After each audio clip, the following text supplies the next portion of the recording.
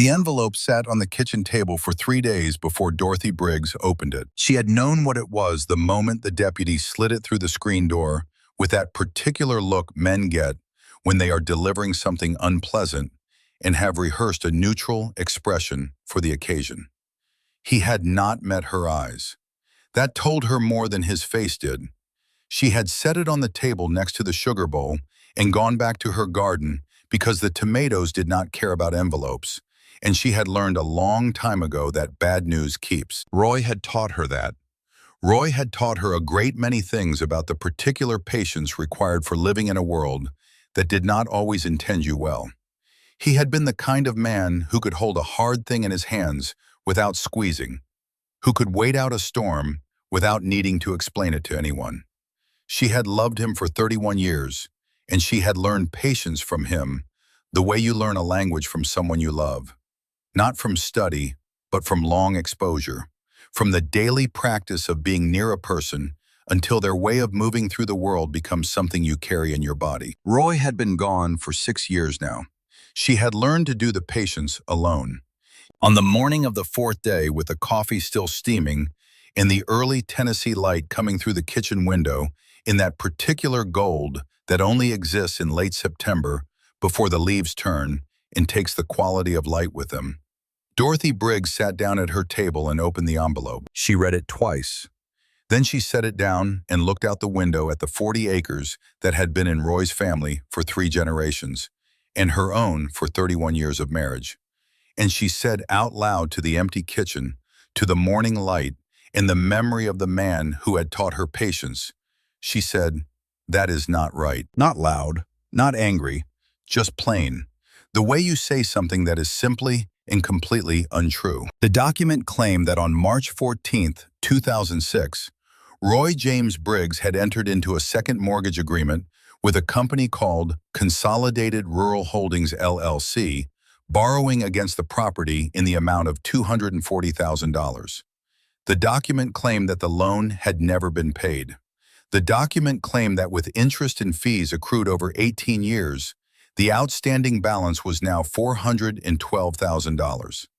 The document claimed that as of 60 days from the date of notice, the property would be subject to foreclosure proceedings. Dorothy was 71 years old. She had a 6th grade education and 40 years of practical intelligence that had done more for her than a diploma would have. And she knew with complete and unshakable certainty that Roy Briggs had never borrowed money against this land. She knew it the way she knew the lines of her own hands. Roy's relationship with debt had been, to put it as he would have put it himself, unfriendly at best and theological at worst. He had inherited the land free and clear from his father and had refused on multiple documented occasions to use it as collateral for anything, including the new tractor they had badly needed in 2004, and had instead patched together for 3 more years on principle. The signature at the bottom of the document was Roy's name. It was not Roy's signature. She had looked at Roy's handwriting for 31 years. She had looked at it on birthday cards and grocery lists and the notes he left on the refrigerator when he went out early and didn't want to wake her. She had looked at it on the letter he wrote her before their wedding, which she still had in the box under the bed, with his chapter patch and his service discharge papers, and the small photograph of his parents taken in 1959 in front of this same house. The signature at the bottom of that foreclosure notice belonged to someone who had studied Roy's name and made a careful attempt to reproduce it without understanding the particular rhythm of how a person writes their own name, the unconscious habit of the letters, the specific weight of a hand that knows what it is writing without thinking. She could see it. She did not need a handwriting expert. She needed a lawyer. The lawyer she called was named Gerald Whitmore, and he came highly recommended by Patty Dunleavy at the post office, which in a town of 1,100 people is a more reliable endorsement than a bar association rating. He was 44 years old and wore khaki pants in a way that suggested he had made peace with his life choices and was comfortable with them. He arrived at her kitchen table on a Wednesday afternoon, reviewed the documents she had gathered, nodded in the ways that lawyers nod when they are performing competence for a client who is frightened, and told her that this type of predatory mortgage fraud was not unheard of in rural counties, and that he would begin investigating immediately. He charged her $1,200 for the consultation. She paid it from the savings account that was down to its last $18,000 after 6 years of property taxes and equipment maintenance and the roof repair last spring that had cost more than the estimate because of what they found under the old shingles, which was 40 years of decisions made by people who had prioritized speed over durability. She did not tell him about the savings account. She did not tell anyone about the savings account. There were things you kept to yourself, not from shame, but from the practical understanding that the more people knew about the dimensions of your trouble, the more they could calculate how close to the edge you were standing. The second thing she did the same week was drive into Millhaven to speak directly with Harlan Decker. She had known who Harlan Decker was for 15 years without ever needing to deal with him. He was the kind of man that small Tennessee towns produce in reliable quantities. Someone who had come from nothing, figured out that the distance between nothing and something was mostly paperwork, and had built a business on exploiting the gaps between what people owned and what they could prove they owned. His company, Decker Property Solutions, occupied the nicest building on Main Street, which told you something about the nature of his work, without telling you anything you could use in court. He was in his mid-50s, with the careful grooming of a man who understood the relationship between appearance and credibility, and he smiled at her from across a desk the size of a small country, and said that he was sorry to be involved in such an unpleasant matter, but that these things were ultimately about contracts and law, and that he had full confidence in the documentation. His brother Curtis stood near the window. Curtis Decker was 3 years younger and considerably less careful about his smiling. He was the kind of man who had been raised on the certainty that the world would eventually bend to accommodate him, and had spent his adult life being right about it. He said very little during her visit. He did not need to. His presence was itself a communication. She drove home on the county road that wound through the valley she had lived in for all of her adult life, and she looked at the hills and the tree lines. She knew the way you know the face of someone you have loved without interruption. And she thought about Roy. She thought about what Roy would have done. Roy would have called Mac. Waylon Monroe, though nobody had called him that in 30 years. Sergeant-at-Arms of the Iron Covenant Motorcycle Club, one of Roy's oldest friends, the man who had stood on Roy's left side at their wedding when there was no best man, because Roy had said the only man he trusted enough for that job was Monroe.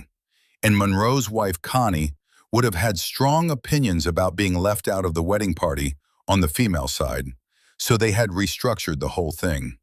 She had a picture of that somewhere, Roy and Mac, side by side outside the church in their good clothes, both of them looking like men who had agreed to wear dress shirts under formal protest. She had not spoken to Mac Monroe since Roy's funeral. That was not his fault, or it was not entirely his fault.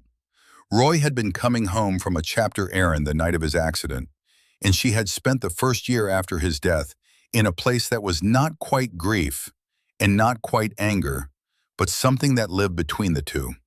A place where she needed to not be reminded of the parts of Roy's life that had eventually taken him from her.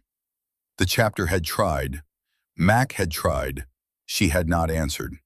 After enough years of not answering, the calls had stopped coming, which was both a relief and a loss, the way most things in that first year of genuine aloneness were both a relief and a loss simultaneously. 6 years was a long time. She was not certain Mac would pick up the phone. She was sitting on the porch in the early evening with the foreclosure notice and the tea that had gone cold beside her when the truck turned into her driveway. It was not a truck she recognized. It was large and dark and had the particular quality of a vehicle that has covered serious distance dust on the wheel wells and a crack in the windshield that had been there long enough to be part of the vehicle's character. It pulled up to the house and stopped, and the door opened, and Waylon Monroe got out. He was 58 years old and looked it, which is different from looking old. His hair had gone the color of road salt, and he moved with the careful deliberateness of a man who had put a serious number of miles on his body and was managing the maintenance. He was wearing his riding jacket over a dark flannel shirt, his chapter patch visible, and he stood beside his truck and looked at her on the porch, the way a man looks when he has been trying to figure out what to say for the length of a very long drive. She had not called him. He had not called her. He was here. "How did you know?" she said. It was not quite a question. He came up to the porch steps and stopped there. "Curtis Decker's been making calls around the county for the past month," he said. "He's been asking about this property." His voice was level and direct, the same voice she remembered from before. The voice of a man who was not interested in softening things that needed to be said. Straight. "I've got a man on the county commission who's heard things." He stopped. "I should have called first." She looked at him for a moment. She looked at the dust on his jacket and the lines in his face, and the way he was holding his shoulders with the particular slight tension of a man who was not sure what kind of welcome he was going to get and had come anyway. Then she said, "You had better come inside." The coffee she made him was fresh because she had started a pot when she saw the headlights. She did not tell him that. She set the mug down in front of him and sat across the table, the same chair she had been sitting in since the first morning of the foreclosure notice.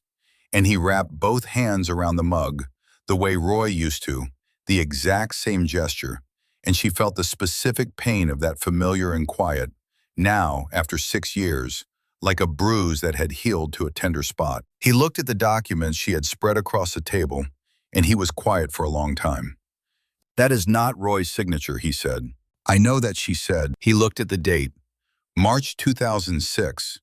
He looked at the name of the company, Consolidated Rural Holdings. He set the paper down and looked at her. "I need to make some calls tonight, Dot. I want you to know I did not come here to pressure you about the land." She waited. "The chapter has money. We have a fund for legal for members and their families when there's trouble." He met her eyes without flinching. "Roy was a founding member. You are his family. Whatever this costs, we cover it. That is not why I came, but I needed to say it before anything else." She had spent 6 years keeping her own counsel and managing her own affairs, and not accepting help from anyone because accepting help required showing people where you were weak. And she had not been able to afford weakness. She sat across the table from Waylon Monroe and looked at him and thought about what Roy would have said about that particular strategy. Roy would have called it by its accurate name. He would have called it pride wearing the costume of independence. "I'm not going to argue with you about the fund," she said, "but I want to be clear. This is my land, my fight." "Nobody's arguing that," Max said. "Good." She picked up her coffee. "Then tell me what you know about the Deckers," he told her. It took 40 minutes and a second cup of coffee, and the story had the particular shape of rural corruption that has been in place long enough to feel like weather, like something that just happens, rather than something someone does on purpose. Harlan Decker had been working the county for 12 years. His method was consistent. He identified properties with complicated titles, older owners, limited legal resources, and engineered claims that were difficult to disprove quickly because the relevant documents were old and the relevant people were often dead. His brother Curtis handled the relationships with county officials. The relationship with Judge Gerald Hogan had been in place for at least 8 years. "2 families before you," Max said. "The Prestons over in Granger County." An older woman named Helen Preston, 79, land had been in her family since 1908. Decker came with a similar mortgage claim. By the time her grandchildren figured out what was happening, the land was already in foreclosure proceedings. He paused. They lost it. She moved in with her daughter in Knoxville. She died the following spring. Dorothy looked at the table. "The Atchisons over in Claiborne County," Matt continued. "Similar story, different paperwork, same result." He looked at her. "You are the third that I know of. There may be more." The night settled around them. Outside the Tennessee dark, the smell of wood smoke from someone further up the valley, the distant sound of the creek that ran along the property's eastern edge. She had heard that creek for 31 years, and she had heard it before that in summers, as a girl, when her grandmother had lived 8 miles from here and she had walked these hills and thought they were the whole world. She was not going to lose this land. They were still at the table at 11 when the headlights came down the driveway again. She stood and looked out the window at the shape of an unfamiliar car, and then the car door opened, and the shape in the darkness was one she knew better than any shape in the world, because she had watched it change from infant to boy to man, and had spent the last 26 years not seeing it as often as she should have. "Owen," she said. Mac looked at her. "You called your son." "I did not call my son," she said. She stood very still.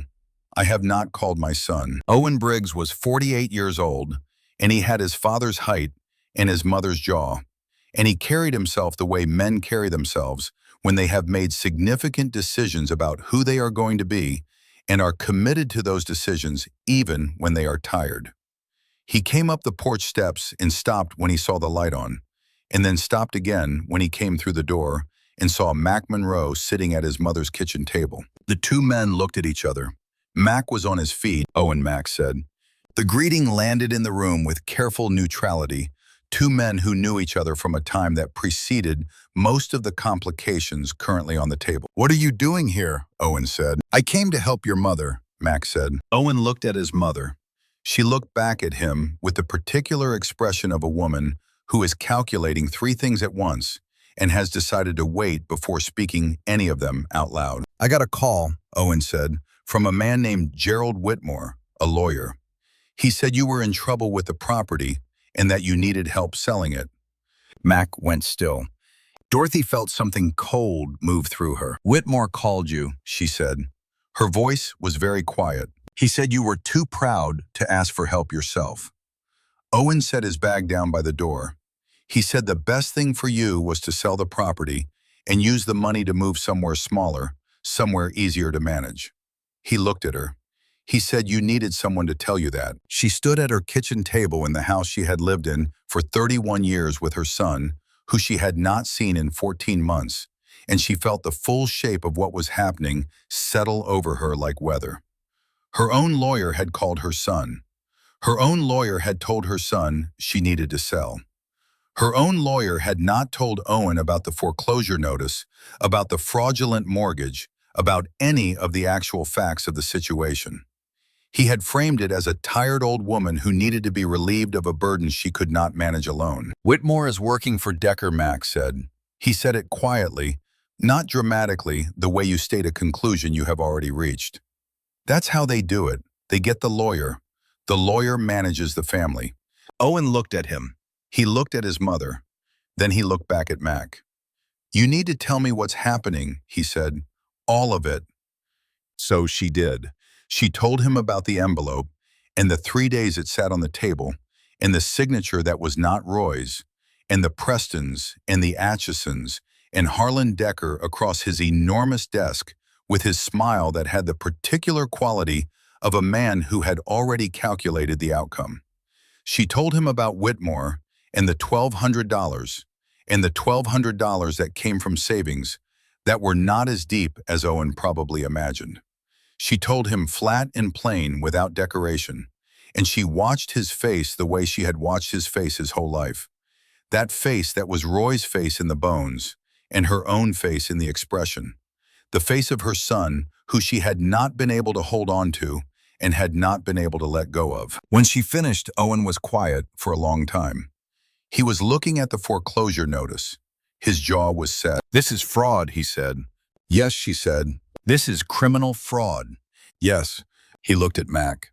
"How long have you known about this?" Mac held his gaze.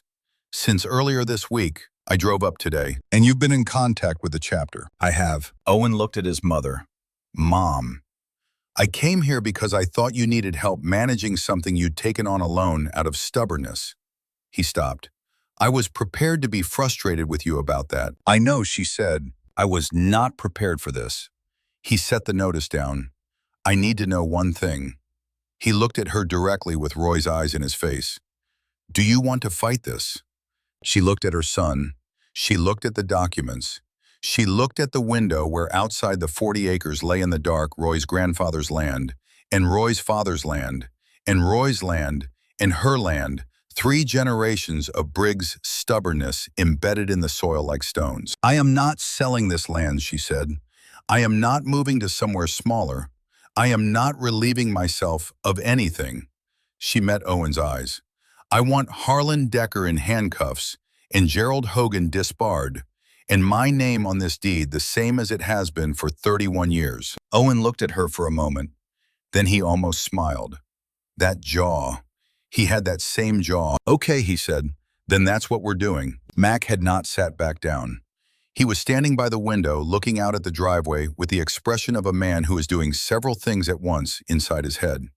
He turned back to the table. "I need to make calls in the morning," he said. "Early." "Who are you calling?" Owen said. "The chapter," Max said. "And a man in Nashville who does title work and doesn't lose." Owen looked at him with the complicated expression of a man who has spent his adult life having complicated feelings about his father's club and has not fully resolved any of them. Then he said, "Fine, but I want to know everything you're doing. Every call, every contact.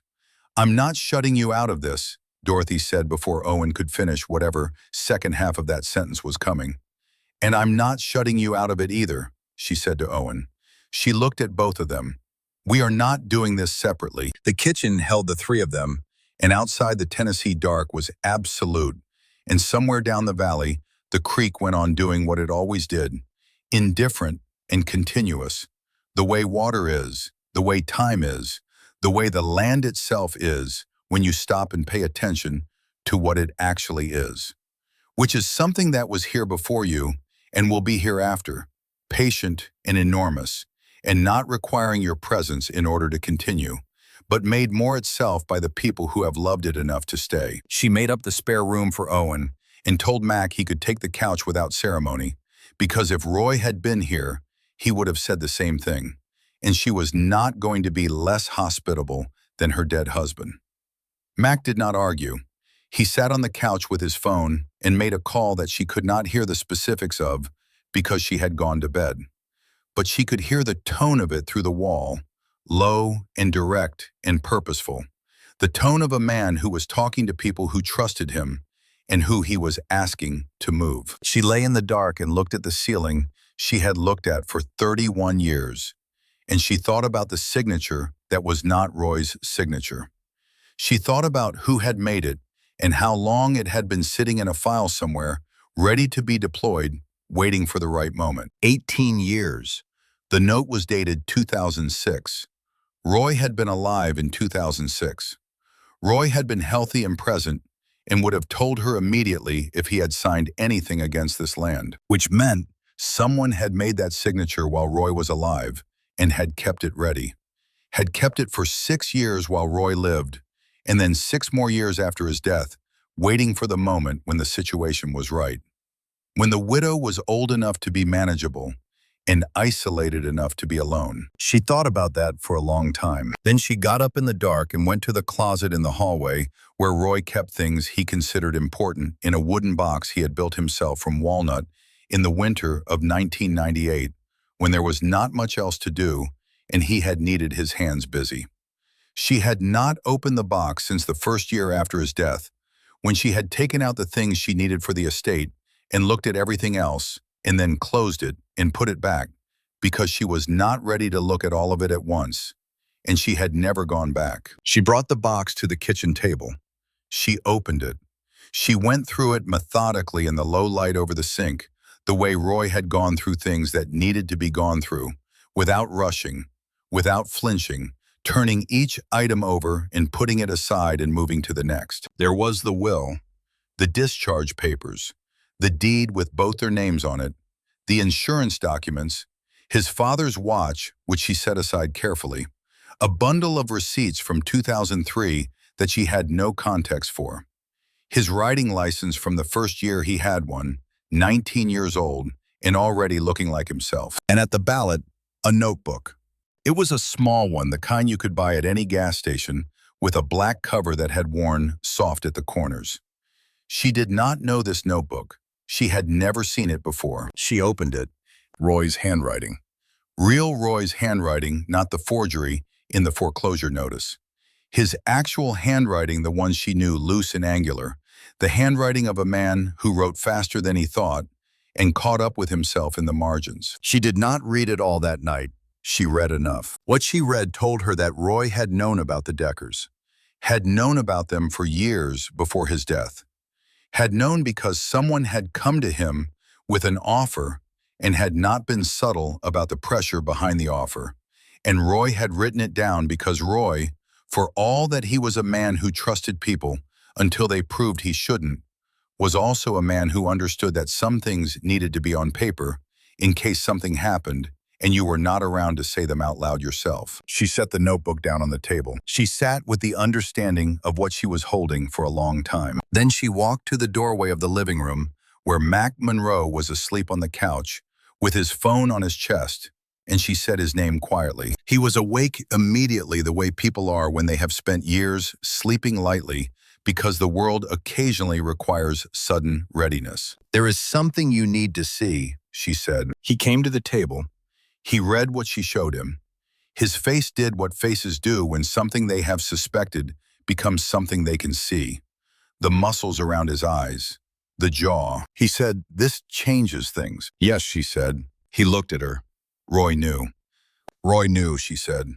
Roy wrote it down. Mac put both hands flat on the table and looked at the notebook for a long moment. Then he said very quietly, "That man." He stopped. "That man was always 3 steps ahead." He looked at her. "He left you this on purpose." She had already thought that. She had been thinking it since she first opened the cover and saw Roy's handwriting looking up at her from the bottom of a box she had not opened in 5 years. Roy, who had never done anything without considering what it would mean to the person on the other side of it. Roy, who had put this notebook in a box with his most important documents, not by accident. She felt him in the room with her, not in a frightening way, in the way you feel a person when you know them well enough that you understand their intentions even in their absence. Roy had known that someday someone might need this. He had not known it would be her. He had probably not known it would be 18 years later. But he had put it there. She picked up the notebook carefully. In the morning, she said to Mac, "We need a different lawyer." "Yes," Mac said, "we do. And Owen needs to see this." "Yes." She put the notebook in the pocket of her robe. She looked at Mac Monroe, who had been her husband's closest friend for 25 years, and who had been a stranger to her for 6 years, because she had not had room for him in her grief, and who had driven here without being asked because he was Roy's man, and that still meant something, even with Roy gone. "Thank you for coming," she said. It was the first time she had said it. Mac looked at her with a particular expression of a man who has been carrying something for a long time and has just been given permission to set it down. He said, "I should have come sooner." She did not say "you should have," because what was true was more complicated than that, and she had spent enough time with complicated things to know that sometimes the right response was just a nod. She nodded. She went back to bed. The notebook was in her pocket. The land was outside the window. Somewhere in Mill Haven, in the nicest building on Main Street, Harlan Decker did not yet know what Roy Briggs had left behind. That was all right. He would find out. Dorothy Briggs had been patient her whole life. She could be patient a little longer. The morning came in the way Tennessee September mornings do, with a quality of light that is trying to be kind about the cold that is coming, warm and clear, and not yet honest about what October intends. Dorothy was up before either of the men in her house, which was the ordinary order of things. She had made coffee and stood at the kitchen window, looking at the 40 acres in the morning light, at the ridgeline she knew the same way she knew the backs of her own hands, at the old fence line her father-in-law had put in when Roy was 7 years old, and Roy had helped him carry posts, because even at 7, Roy Briggs had needed to be useful. She had the notebook on the table in front of her open. She had read all of it in the night. Most of it was ordinary, the kind of notes a man makes to himself about property and expenses, and the maintenance schedule for equipment, and reminders that probably made sense at the time and were opaque now without the context. Roy's shorthand, his particular way of abbreviating things he understood without needing to spell them out. But there were 8 pages near the back that were different. 8 pages in a different pen, smaller handwriting, the handwriting of a man who was being careful about what he put down. The handwriting of a man who was writing something he needed to say, but was not yet ready to say out loud. The first entry was dated October 2005. A man named Decker came by the property today. Said he was doing land surveys for a development company he wouldn't name. Asked about the east acreage. I told him the land wasn't for sale. He said he understood but left a card. Something about him I don't like. Not the way men are when they want to buy something. The way men are when they think they already have it. Second entry, December 2005. Decker again at the hardware store in town this time. Said it was a coincidence but was too smooth about it for a coincidence. Asked if I'd given any thought to options. I said no. He said sometimes options come whether you think about them or not. I didn't like the sound of that. Talked to Mac about it afterward. Mac says Decker has been working the county. 3 parcels changed hands in the last 2 years that shouldn't have. Third entry, February 2006. Something happened today that I need to write down before I understand it fully. Received a letter from a company called Consolidated Rural Holdings. The letter said it was a notification of a loan origination. Said I had applied for and been approved for a second mortgage.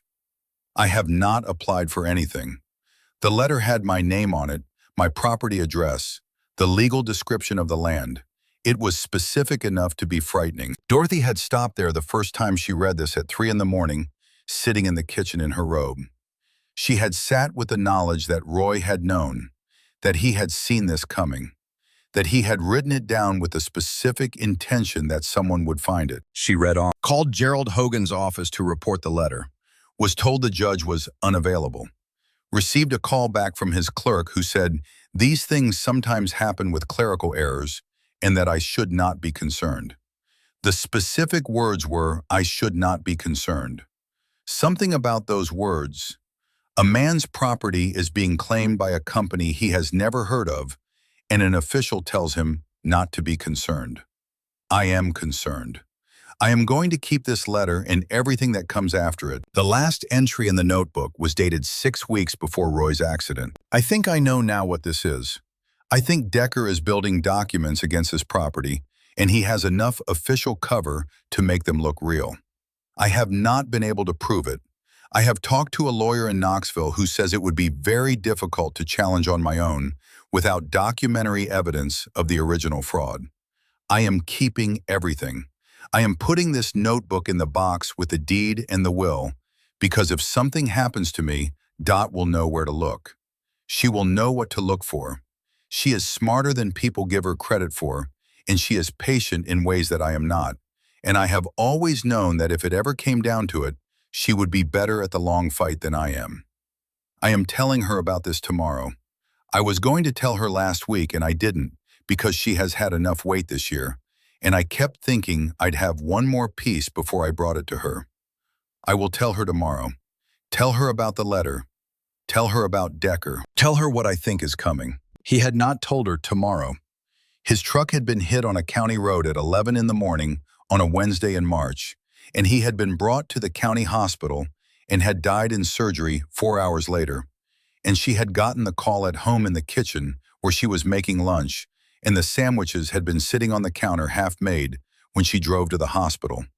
And she had come home 3 days later to a house that had his coffee cup still in the drying rack, and his jacket on the hook by the door, and the sandwiches she had covered in plastic wrap still in the refrigerator because she did not know what else to do with them. She had never found this notebook because she had not opened the box. She had not been able to open the box, and Decker had known that. Maybe not specifically had known about this particular box, but had known with the cold, pragmatic knowledge of a man who had done this before, that a widow in genuine grief would not immediately go looking for documents, would not begin to audit the legal structure of her property, would be too occupied with survival to think about long games. He had waited the appropriate length of time for that practical certainty, and then he had moved. Owen came into the kitchen at 7 and stopped when he saw her face. He sat down without being asked, and she showed him the notebook. He read it in silence. She watched his face and saw on it something she had not seen there in a long time. Not grief, she was familiar with his grief. Something older and quieter than grief. Something that looked like the recognition of a man understanding how his father had actually been. Not the version you carry in your head from the complicated years, but the actual man who had written 8 pages of careful notes to protect his family from a threat he had seen coming, and had only failed to communicate in the last ordinary accident of timing. He didn't get to tell you, Owen said. His voice was careful. Number. He looked at the last entry again. The date. He was going to tell you. Yes. Owen set the notebook down. He looked at the table for a long moment. He looked at his hands. Then he said, I've been wrong about some things. She did not say you have, because that was not what he needed. And she had raised this man, and she understood the difference between the moment that requires confirmation and the moment that requires space. I have been thinking about Dad in a way that was mostly about how his life affected mine, Owen said. That's a natural thing when you're young. You can stay stuck in it when you're not young anymore. He looked at her. I stayed stuck in it. She did not offer him absolution either. She was his mother, not his priest, and she loved him in the way that requires honesty. He was a complicated man, she said. You're allowed to have complicated feelings. He also wrote this, Owen said. He touched the notebook. He also knew this was coming and thought of you. Both things can be true, she said. Owen looked at her with something close to wonder. Both things can be true. You've always been able to hold that. Your father taught me, she said. He was better at it than he knew. Mac came in from the living room, already dressed, phone in hand, the look of a man who had already been working for an hour. He poured coffee and set a piece of paper on the table. James Calloway, he said, land rights attorney out of Nashville, 17 years handling rural property fraud. He's been waiting for a case against Decker for 3 years because he lost one on procedural grounds in 2019, and it has been eating at him. Dorothy looked at the paper. Does he know about our situation? I called him at 6 this morning. He knows. He wants to come up next week and look at the notebook in person. She thought about that. About a lawyer in Nashville who had been waiting for the right case and who Mac had known to call at 6 in the morning. About the shape of what was assembling itself around her kitchen table. Owen looked at Mac. How many people in the chapter know about this? 12, so falling, Mac said. The ones I trust with something that needs to be quiet. The rest will know what they need to when they need to. I don't want this getting into the wrong hands before we're ready. It won't, Mac said with the flat certainty of a man who has managed operational information for 20 years. Owen held his gaze for a moment. The complicated thing between them, the thing that had been there since Owen was old enough to have an opinion about the chapter, held in the air for just a second and then settled. Not resolved, just acknowledged. They had more important things to do. Dorothy picked up her coffee. She looked out the window at the 40 acres in the morning light. She thought about Roy looking out this same window, looking at this same light, carrying something he had not yet told her. She thought about the weight of that, the weight he had been carrying, and the strange gift he had left behind in an old gas station notebook, in a walnut box that she had not been able to open for 5 years. She had it now. She understood it now, and she was going to use it. She looked at Mac. Call your lawyer. Tell him to come as soon as he can. She looked at Owen. I need you to go through your father's records with me. Everything in that box. Everything in the filing cabinet in the study. We are going to know every piece of paper with Roy's name on it before the week is out. She put her coffee down. She stood up. The land was outside the window, and she was still here, and the Deckers did not yet know what Roy Briggs had left behind, or that his widow had had 6 years of practicing patience alone and was very good at it. That was about to become their problem. She started with the filing cabinet.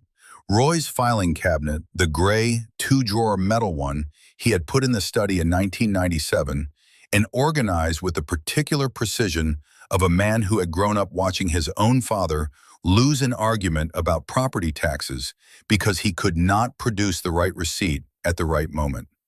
Roy had never lost that kind of argument because Roy believed in filing things, and had spent 30 years being right about why that mattered. Owen sat across the desk from her as she went through the folders in the way she went through everything that needed to be done, methodically and without sentiment, though sentiment was always there below the surface. The way the creek was below the ridge, present and running even when you could not see it. She pulled each folder and read the label and set it to one side or put it back, and Owen watched her and held his coffee and said nothing, which was right because this was her work, and he understood that about her, now in a way he had not when he was younger. They found 3 more letters from Consolidated Rural Holdings. They were in a folder labeled simply Decker with Roy's handwriting on the tab. He had kept them there separate from everything else. The letters escalated in the way that predatory correspondence escalates, each one more specific than the last, each one incorporating language that was designed to make a recipient feel that an agreement was already in place, rather than being proposed. The 3rd letter referenced a notarized agreement. It gave a document number. Owen looked at that document number for a long time. That document number should appear in the county records, he said, if they filed it. They would have needed to file it eventually, Dorothy said, to make the foreclosure work, which means it's sitting in a county courthouse that Gerald Hogan has been running for 8 years. Yes. Owen set the letter down. He looked at the ceiling with the expression of a man who is doing arithmetic that requires patience. Then he said, "We need that document, the original, not a copy that Decker controls, the actual filed document from the courthouse." "How do we get it?" Dorothy said. "If the courthouse answers to Hogan." Mac appeared in the doorway of the study. He had been on his phone in the kitchen for the last hour, and he had the expression of a man who has been moving pieces and watching them land. He looked at the letter Owen was holding. Document number. "Yes." He looked at Dorothy. "I know someone who works in the county clerk's office. Not Hogan's office, the clerk's office, which is separate jurisdiction. She's been uncomfortable with some things she's seen for 2 years and has been waiting for a reason that felt solid enough to do something about it." He paused. A notebook with Roy Briggs's handwriting describing exactly what he was threatened with is solid enough. Dorothy looked at him. "You have been busy this morning. Roy always said you were the best sergeant-at-arms in 3 states. Roy exaggerated," Max said, "but not by much." He came into the room. "There's something else. James Calloway, the attorney in Nashville. He says he has a contact at the state attorney general's office who has been building a rural property fraud file for 16 months. Decker's name appears in it 3 times. Not yet actionable, but close. He says our situation might be the piece that makes it actionable." Owen stood up slowly. He looked at his mother. He looked at Mac. Then he said they have been working this for a long time. All of them. Decker, Hogan, Whitmore. "Yes," Dorothy said. "And they would have been very confident that you were alone, that there was no one coming." "Yes." He nodded once. There was something in his face that looked like Roy in his most purposeful moments. The look Roy got when something needed doing, and he had decided to be the one to do it. Not hot, not angry in the way that makes people careless. Cold and quiet and entirely committed. "They were wrong about that," Owen said. "Yes," she said. They were. Outside, the 40 acres lay in the September morning light, patient and solid, and there as it had been for 3 generations. As Roy had kept it, and his father before him, and as she intended it to remain. The creek ran along the eastern edge the same way it always had. The ridge held the same shape against the same sky. Dorothy Briggs had been patient her whole life. She had the notebook. She had her son. She had Waylon Monroe and his 34-member chapter of men who had known Roy Briggs and understood what that meant. And she had what the Deckers did not yet know she had, which was Roy himself speaking from a box he had built with his own hands from 18 years ago, from the careful pages of a gas station notebook, clear and direct and 3 steps ahead, the way he had always been telling her exactly what she needed to know. James Calloway arrived on a Tuesday in a 10-year-old Volvo with a cracked dashboard and a back seat that was entirely occupied by banker's boxes. He was 53 years old, with the particular appearance of a man who had spent his career in rooms where the furniture was expensive and the honesty was not, and had chosen the honesty. His hair was going gray in a way that looked like it had been gray for 20 years, and he had given up arguing with it. He shook Dorothy's hand first, Owen second, and Max third, with the grip of a man who understood that in certain situations, the order of a handshake communicates something about who you understand to be in charge. He sat at her kitchen table with the notebook and the 3 letters from Consolidated Rural Holdings, and the foreclosure notice, and the copies Mac's contact at the clerk's office had pulled from the county records. At risk to her own position, and he read everything in the order Dorothy set it in front of him. He did not rush. He did not perform urgency. He read the way a man reads when the reading is the work, and he has enough experience to know that the quality of his attention now determines everything that comes after. When he finished, he closed the notebook carefully because he understood what it was, and set it on top of the other documents and looked at Dorothy. Your husband, he said, was more meticulous than most lawyers I know. He believed in paper, she said. He was right to. Calloway looked at the notebook. What Roy had documented the specific language of what was said to him, the dates, the escalating nature of the contact, matched with the letters in the document number from the county records, constitutes a pattern that a good prosecutor could work with. He paused. It also constitutes the best documentary evidence I have seen in 3 years of building a case against Harlan Decker. He looked at her directly. I need to tell you what we are dealing with. Decker has been operating this scheme in 4 counties that I know of. The county filing system gives him what he needs: a place to put a document that looks official and that a layperson has difficulty challenging without legal resources. Hogan's court is the venue of last resort for him, because Hogan will rule in his favor on procedural grounds before any evidence can be heard. 2 previous cases were lost in Hogan's court before they reached the substance of the fraud. How do we get around Hogan? Owen said. We don't go to Hogan, Calloway said. We go to the state. The Attorney General's office has a rural property fraud unit that was established 3 years ago specifically because of patterns like this one. I have been in contact with them. Your situation, particularly with the notebook and Roy's documented account of being approached and threatened, is the kind of case they have been waiting for. He looked at Dorothy. They can request a special venue change. They can remove this from Hogan's jurisdiction entirely. Dorothy absorbed this. She had been very still during his presentation, the way she was still when she was paying the kind of attention that cost something. How long does that take? Filing for venue change, building the state case, coordinating with the AG's office. He looked at the documents again.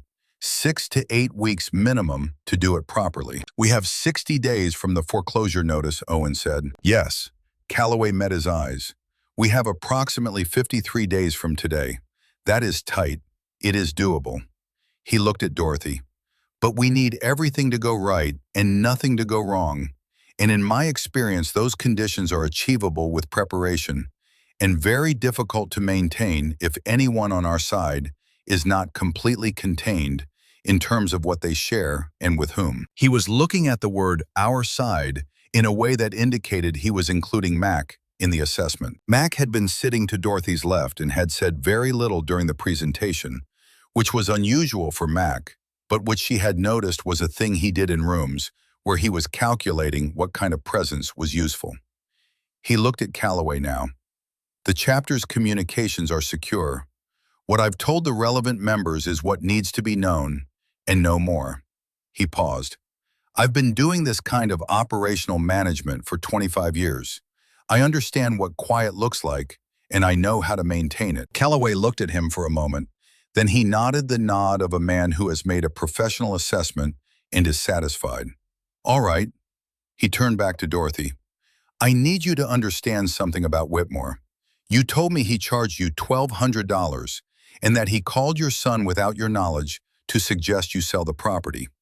He also, based on what you've described of his advice, appears to have been steering you away from any action that might uncover the fraudulent mortgage. He needs to be disbarred, Owen said. Eventually, Calloway agreed. Right now I need him not to know that we know. He looked at Dorothy. Do not contact him.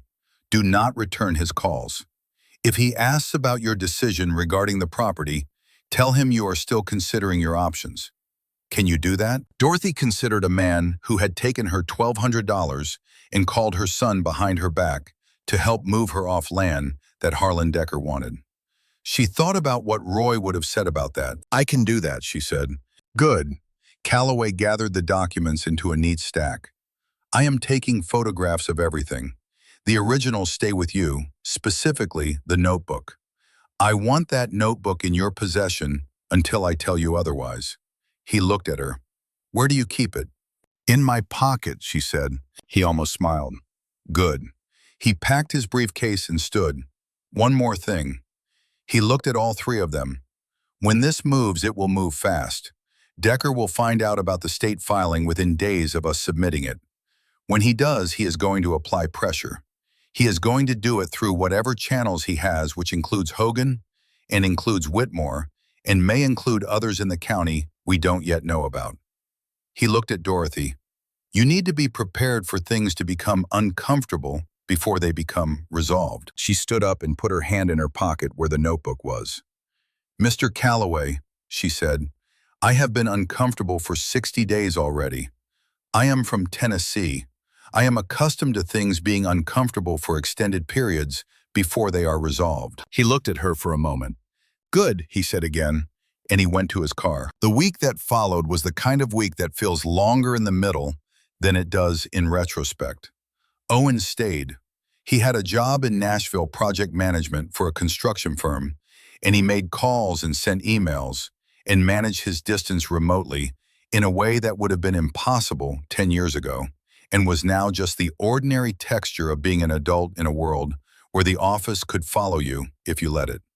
He sat up at the kitchen table with his laptop and his phone and his coffee and worked in the mornings, and in the afternoons he worked on the property, the kind of physical work that needed doing and that he had been putting off acknowledging for the length of a visit that had been too short to address it honestly. There were fences that needed attention, a section of the barn roof that had developed a concerning relationship with the sky, the old equipment shed that Roy had been going to sort through for years and had not, which was now Owen's responsibility by simple inheritance of the task. He worked on these things with the particular focus of a man who needs his hands busy while his mind processes something difficult. Dorothy watched him from a distance and did not interfere. She knew the work was doing something for him that had nothing to do with the fences. She had done it herself in the first year. The land required things, and the requirement was itself a form of help. Mac came and went. He had returned to his home 60 miles south after the initial 2 days and was managing the chapter communications from there, driving up twice that week with information and once with Patch Dixon, his most trusted mechanic and longest-standing chapter member who came to look at Roy's Harley in the garage, and did not say much, but spent 2 hours with it and came back into the kitchen with grease on his hands and a list on his phone. The Harley had been in the garage for 6 years. Dorothy had not gone into the garage in 6 years for the same reason she had not opened the box. Roy's bike and Roy's box were the two objects in her life that still had the full weight of him in them, and she had not been ready to hold that weight. She had not mentioned the bike to Calloway or Owen or Mac. It was not relevant to the legal situation, and it was private in a way that was separate from everything else. But she was aware of it the way you are aware of something that has been waiting for you to be ready to look at it, patient and necessary, sitting in the dark of the garage where she did not go, being itself, waiting. Patch came to her on the porch when he was done looking and said, Mrs. Briggs, that bike is in better shape than it should be for 6 years in a garage. Roy maintained it good. The tires need replacing. The battery is gone. The carb needs cleaning. But the engine, he looked at his list. The engine, I think, is fine. I can't be certain without starting it, but from what I can see, I think it's fine. She looked at him. She had met Patch Dixon at chapter events and at Roy's funeral, and on 2 or 3 other occasions, and she had the impression of a man who was careful with words, not because he was slow, but because he was specific. He did not say things he did not mean. "Thank you for looking," she said. He nodded. He went back to his truck. He did not ask if she wanted him to fix anything. He had given her the information, and he was leaving the decision with her, which was right. She sat on the porch and thought about the bike in the garage. She had ridden it once. Roy had taught her, insisted on it, actually said that if you were going to ride with someone for 30 years, you ought to be able to handle the machine yourself in case of need. She had learned on a smaller bike and then ridden Roy's Harley 3 times, twice in the driveway and once on the county road, all of it supervised by Roy, who was simultaneously proud and terrified in the particular way of men watching women they love do something that could result in injury. She had not been a natural. She had been competent, which was a different thing. And Roy had told her the distinction was irrelevant because competent was what mattered when it mattered. She had not thought about that in 6 years. She stood up from the porch and went around to the side door of the garage and opened it. The garage smelled like oil and dust, and the particular preserved quality of a space that had been closed for a long time, sealed against weather and time, holding everything inside at the same temperature it had been the last time it was open. Roy's workbench on the right wall, his tools hung in the specific arrangement he had maintained for 20 years, each tool in its correct position. She knew this because she could see the outline of where they hung, the hooks and pegs arranged for his hands, the hands that were not here anymore to use them. The bike was against the left wall under a tarpaulin. The tarpaulin was the dark green one Roy had bought specifically for this purpose, not a general tarp, but a fitted canvas cover that he had ordered and that had his initials stenciled on the back in the way of a man who took care of his things. She walked to it and stood beside it for a moment. She put her hand on the canvas over the gas tank and felt the shape of the machine beneath the cover, the curve of the tank, the height of the handlebars. She did not pull the cover off, not today. She was not ready to do that yet, and she was after 71 years very good at knowing the difference between the thing you are not ready to do yet and the thing you are avoiding indefinitely. This was the former. She would know when she was ready.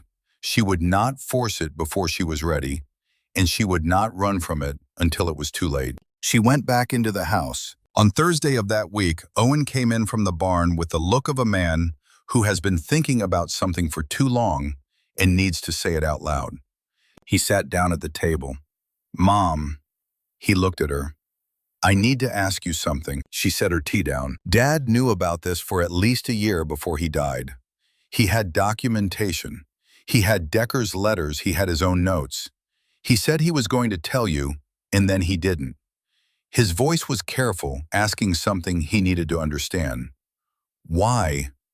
Not angry, genuinely asking. She had thought about this. She had thought about it the night she read the notebook and the days since.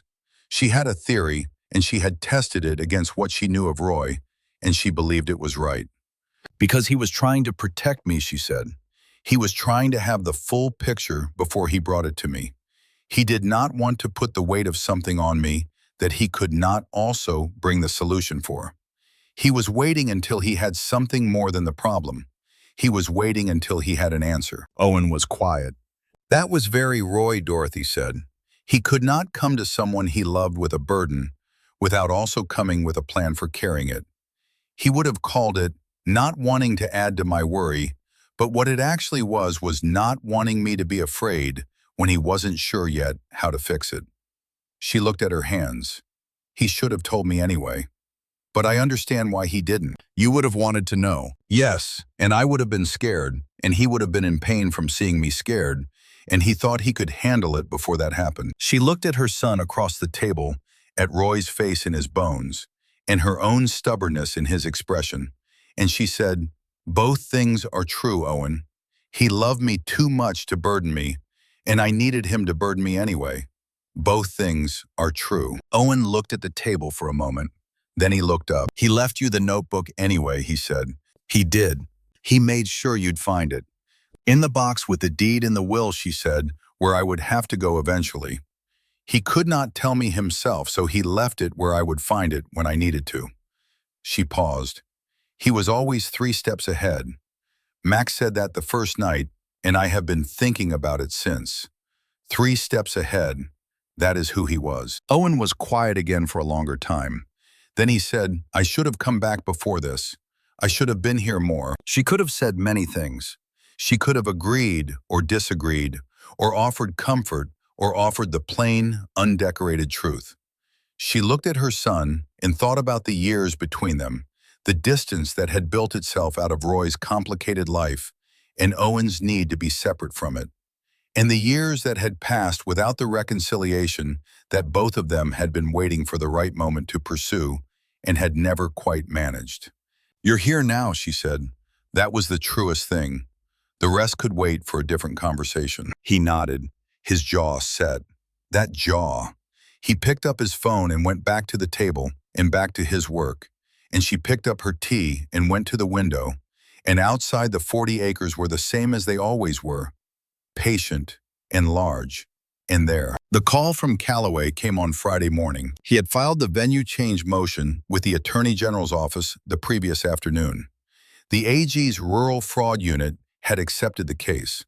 By 9 that morning, before the filing was even fully processed, Gerald Hogan's office had called Callaway's cell phone. Hogan called you, Dorothy said. He did, Callaway said.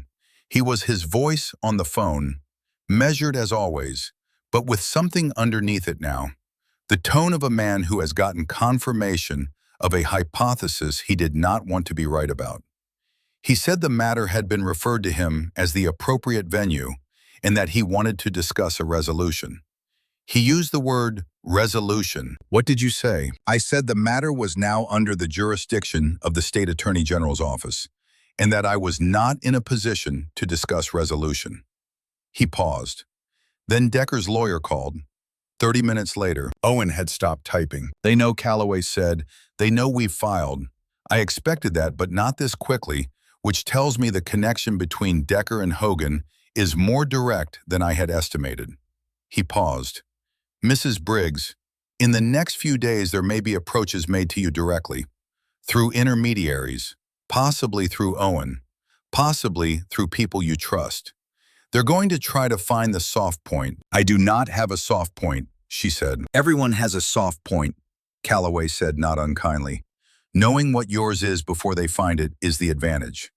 He paused. Is there anything on this property or in your family situation that Decker could use against you? Anything complicated, financially, legally, personally? She thought about it honestly the way he was asking her to. The savings account, the roof, the years of Owen's distance, the bike in the garage. None of those were leverage for Decker. No, she said. Is Owen aware of all the details of the estate? We have been thorough, she said. He knows everything. Good, Callaway said. Keep Mac close. Keep the notebook on your person. Do not let anyone in your house that you haven't known for 10 years without Owen or Mac present. He stopped. And Mrs. Briggs, do not go anywhere alone. She understood what he was not quite saying. She had grown up in a county where the distance between legal pressure and other kinds of pressure had not always been obvious. And she was 71 years old, and she knew what the world was. I understand, she said. After she hung up, she told Owen. Then she called Mac and told him. Then she put the notebook in her pocket and went out to the porch and sat in the morning light and thought about what Callaway had said about soft points. Roy had been her soft point for 31 years. He was gone. Owen was her soft point now. Owen was here and aware and not easy to maneuver. The land was her soft point.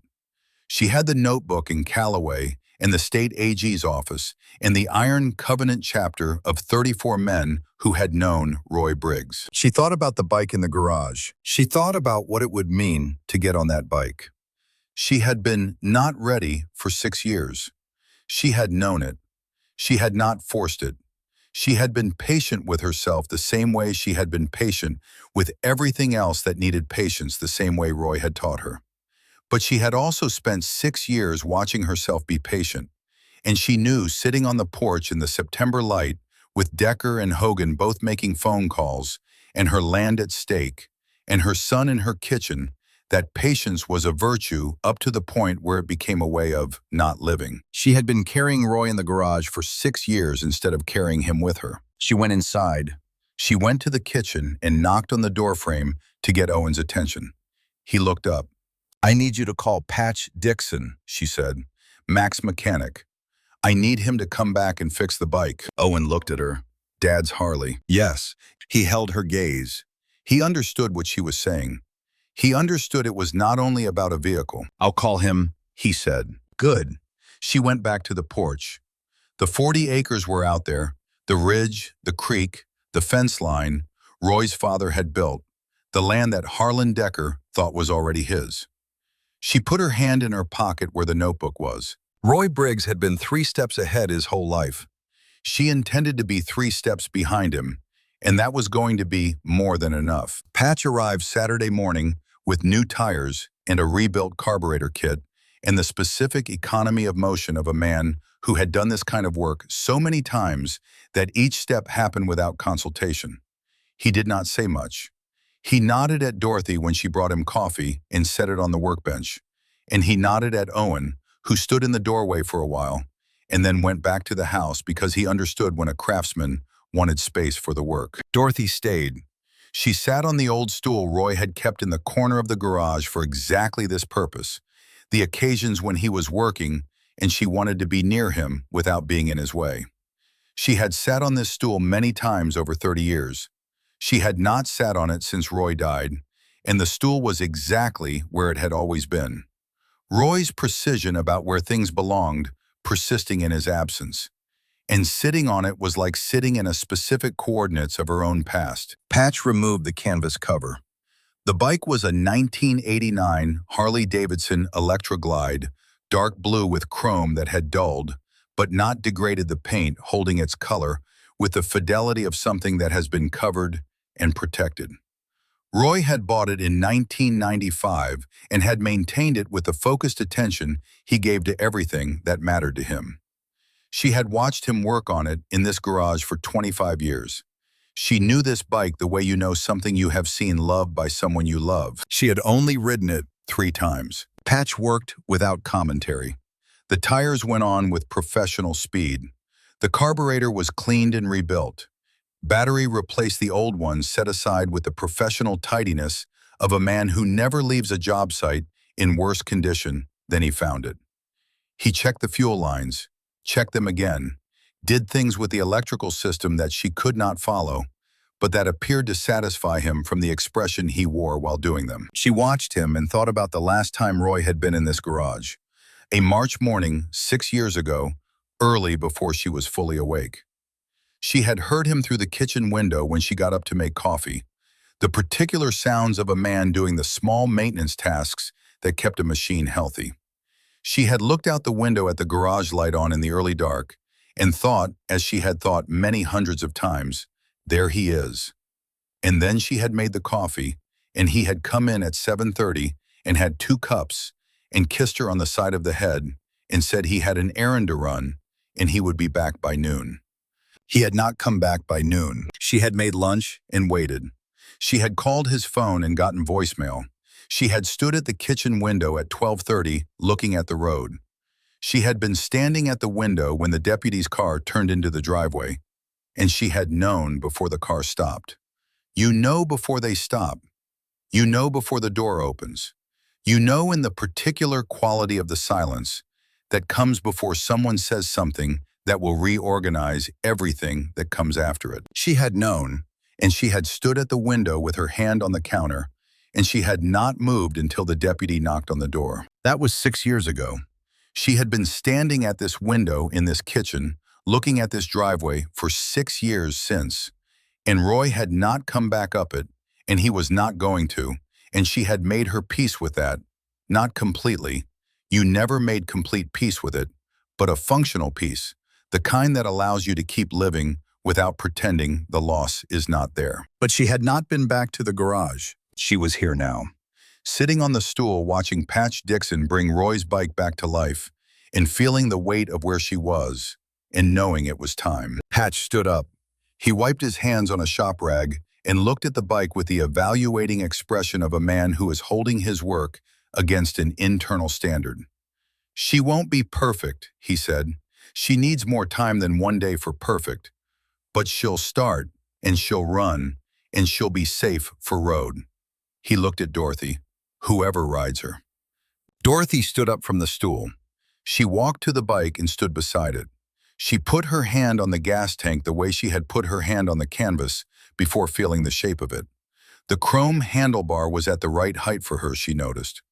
Roy had set the bars for his reach, not hers, but the difference was not large. "Does she need a key?" Dorothy said. "In the ignition," Patch said. He stepped back. She put her hand on the handlebar. Both hands. She stood beside the machine and held it and felt the weight of it and the 30 years of Roy's care in every inch of it. Then she sat on it. She did it carefully and without drama.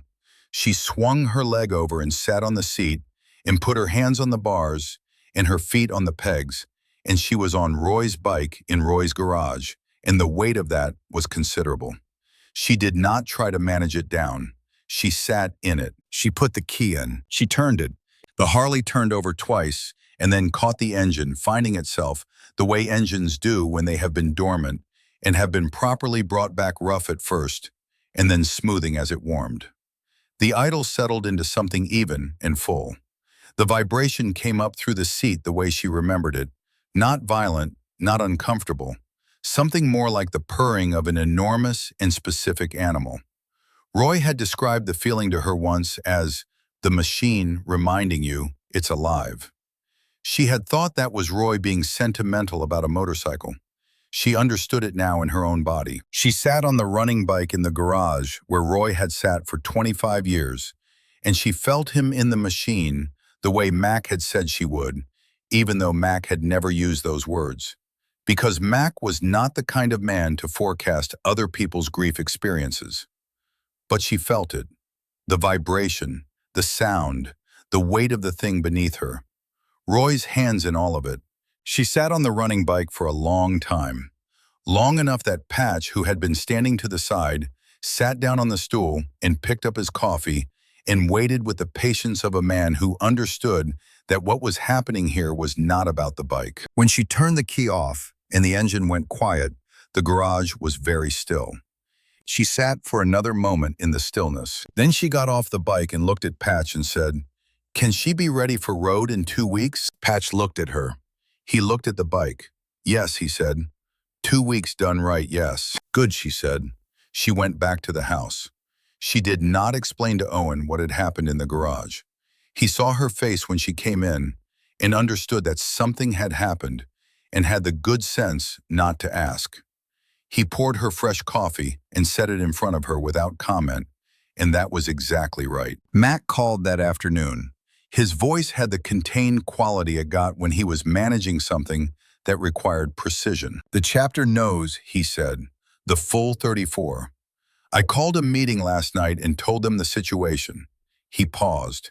There was not a man in that room who had anything to say except yes. Roy was a founding member. What's being done to his family is being done to all of us. That's not sentiment, it's chapter code.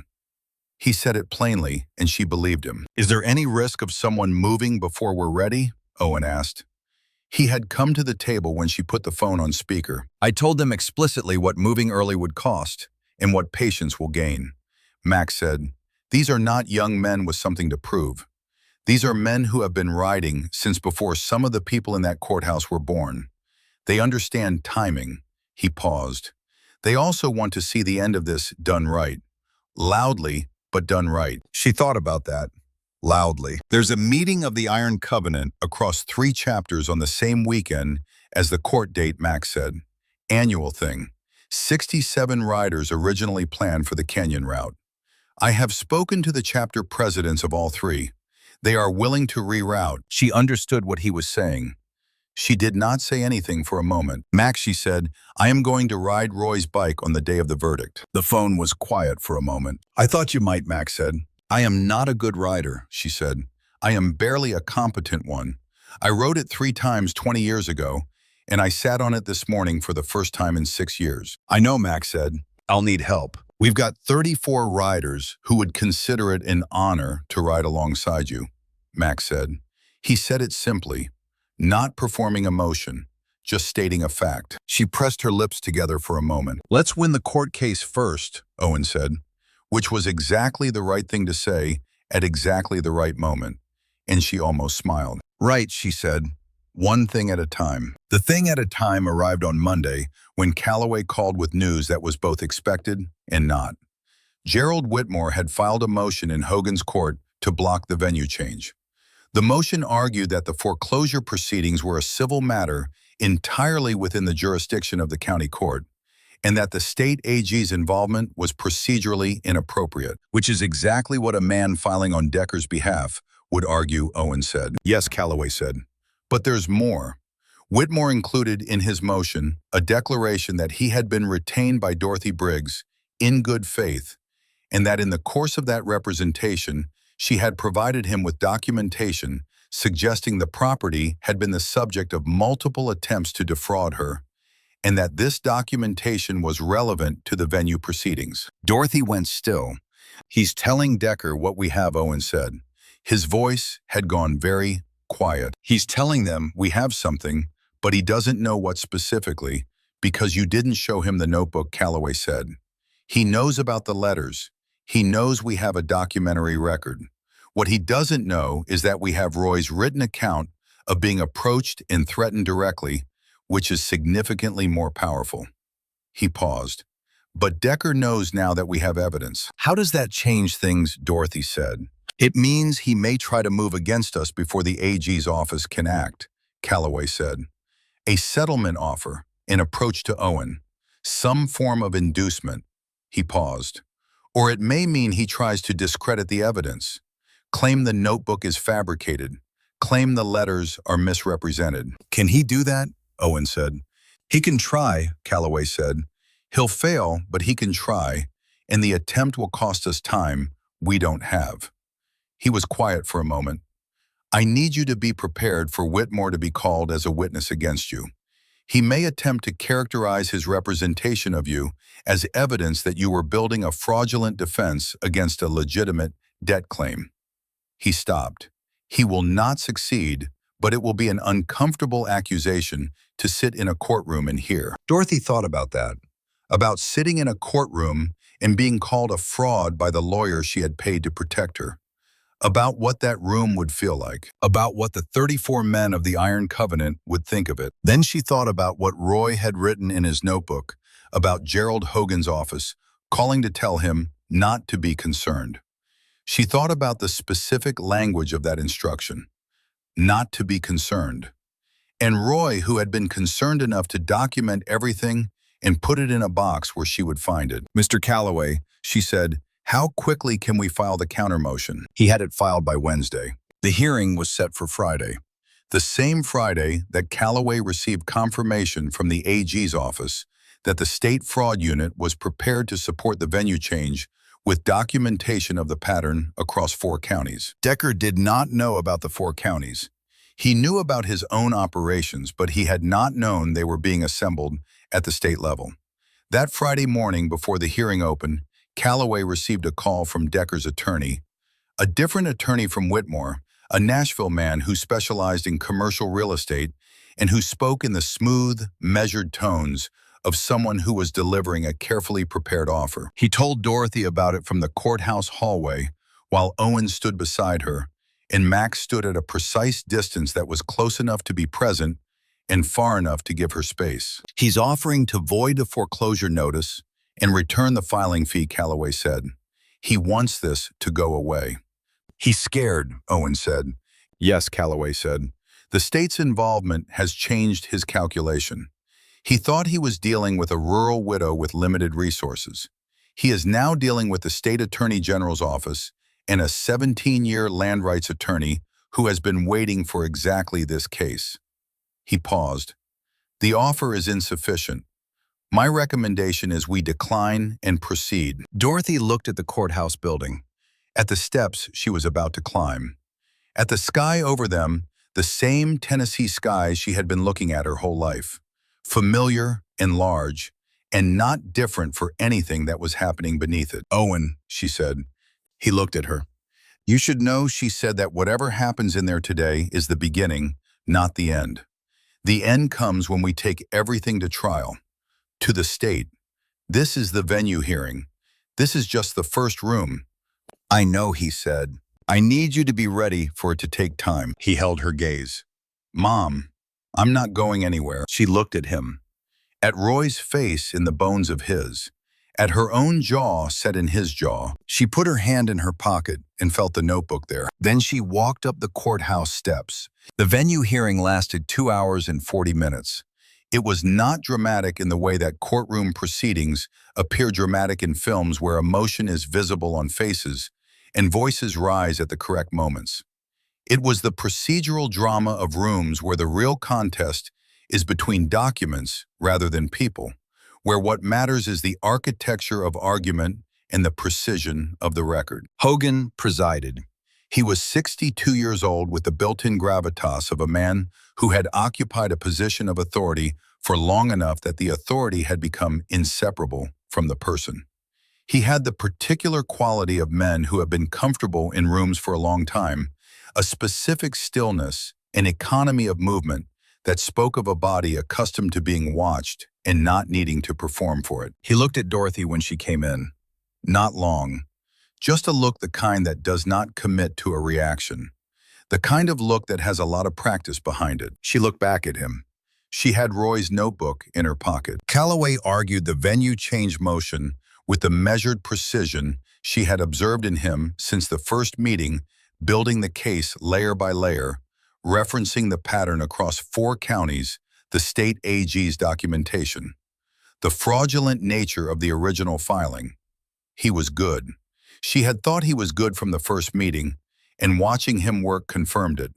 He was the kind of good that doesn't require performance, that is entirely in the preparation. Decker's attorney, the Nashville man, argued that the proceeding was a straightforward civil matter, that the documentation of the original mortgage was properly filed and legally valid, that the pattern the plaintiff was alleging was speculative and unsupported, and that the venue change would set a precedent that undermined the jurisdiction of county courts across the state. He was also good.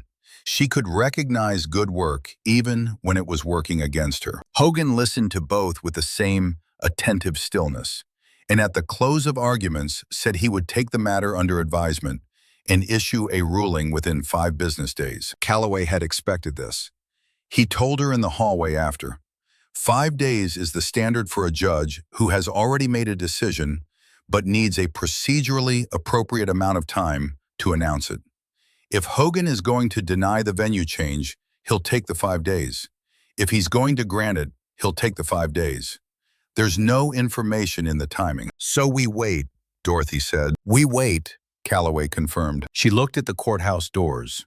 She thought about Gerald Hogan in his chambers, with the decision already made taking his 5 days. She thought about the note in Roy's journal about the clerk from Hogan's office calling to say he should not be concerned. She thought about how long this had been in motion and how confident everyone on the other side of it had been in their ability to make it work. She went home and sat on the porch and watched the light change over the ridge and thought about patience. She had been patient for 6 years. She had been patient for 60 days since the foreclosure notice. She had been patient through Calloway's preparation and Whitmore's betrayal, and the 5 days that Hogan was taking to announce a decision that he had already made. She was still patient. She was going to need to be patient for however many weeks and months the state proceeding would take before it reached a conclusion. Patience was a virtue up to the point where it became a way of not living. Roy had said that to her once. She had thought about it many times since. The question was always where that line was, where the patience that was wisdom ended and the patience that was simply waiting to start living began. She had been on the wrong side of that line for 6 years. She was not going to be on the wrong side of it any longer. She called Mac that evening. The bike is ready, she said. Patch cleared it as road safe. I know, Mac said. He called me after. I want to learn to ride it properly, she said. Before the verdict.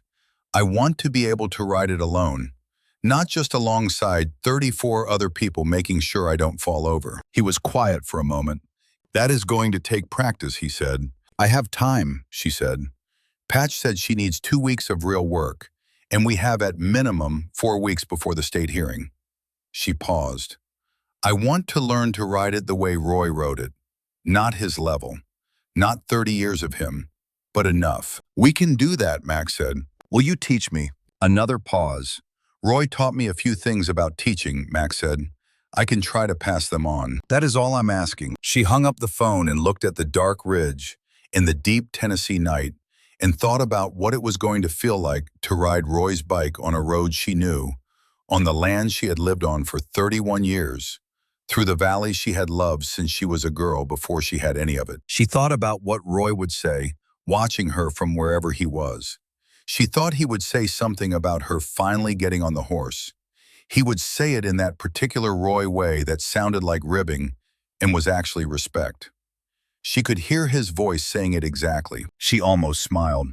She went inside and made tea and sat with Roy's notebook at the kitchen table and read the parts she had been going back to, the last 8 pages, his handwriting moving across the paper in the loose, angular way she had loved for 30 years. Not the forgery, the real thing. Owen appeared in the kitchen doorway. He looked at her with the notebook open in front of her, and he sat down across the table. He said, I've been thinking about something. She waited. When I left, he said, when I was 22 and I left, it was because I couldn't figure out how to be Roy Briggs's son in a way that was also being myself. He looked at his hands. I was angry at the club, angry at the way it defined him, the way it defined us in town, the way it had always been the first frame people put around our family. He looked up. I left because I thought I had to. Dorothy looked at him. I think now he said that the thing I was most afraid of was not the club or what people thought. I think I was afraid of how much I was like him and how much that meant I was going to lose eventually. He was quiet. If you love someone as much as I loved him, you're just carrying around the loss the whole time they're alive because you know it's coming. She understood this. She had understood it about Owen for a long time without knowing how to reach through it. I know, she said. He looked at her. Did he know why I left? She thought about Roy, about all the things Roy understood about people without being told, about the fact that he had never said a harsh word about Owen's leaving, not to her, not to anyone she had ever spoken to, about the way he had held the door open in his heart without making it visible, because that was also very Roy. He knew, she said. He always knew. He was waiting for you to come back when you were ready. Owen pressed his mouth together. His jaw. Roy's jaw. I should have come back sooner, he said again. Maybe, she said, but sooner would have been a different conversation than this one. She looked at him across the table. This is the conversation we were supposed to have. Right now in this kitchen, with your father's notebook between us and his land outside the window and people trying to take it. This is when it was meant to happen. He looked at her for a long time. Something in his face moved through a series of things she had been waiting 48 years to see it move through.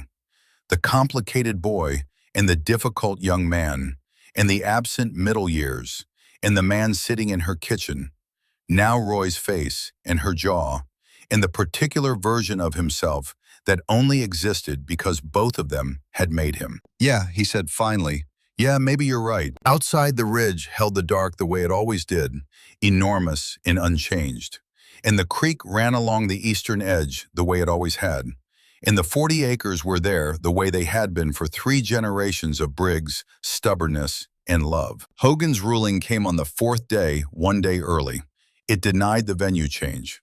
Calloway called her within the hour. I expected this, he said. He had decided before arguments were finished. The early ruling is actually useful because it establishes the bad faith in the timeline.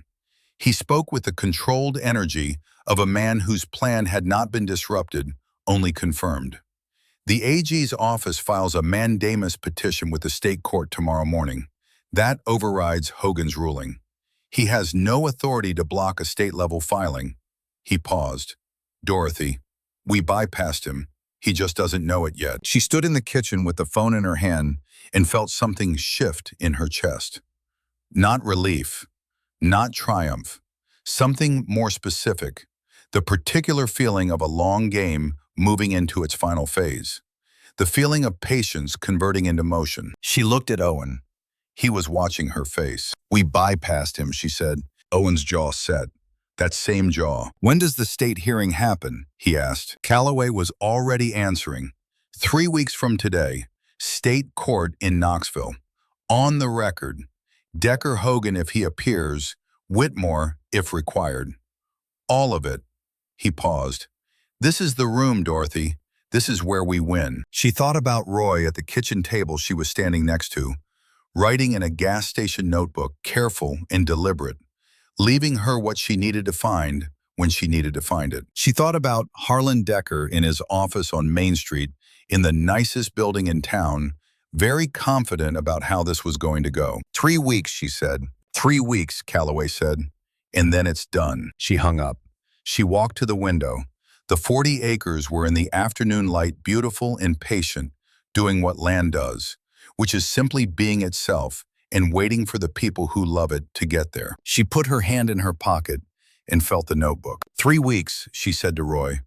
To the 40 acres, and the ridge, and the creek, in the memory of the man who had built her a walnut box and put inside it everything she would need. 3 weeks and then we're done.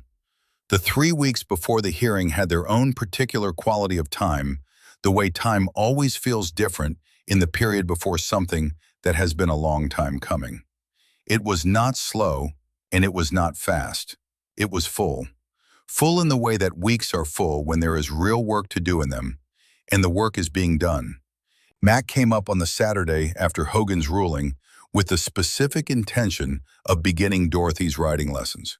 He came with the patience of a man who had spent 25 years as a sergeant-at-arms and understood that teaching required more restraint than doing and was willing to apply it. They started in the driveway.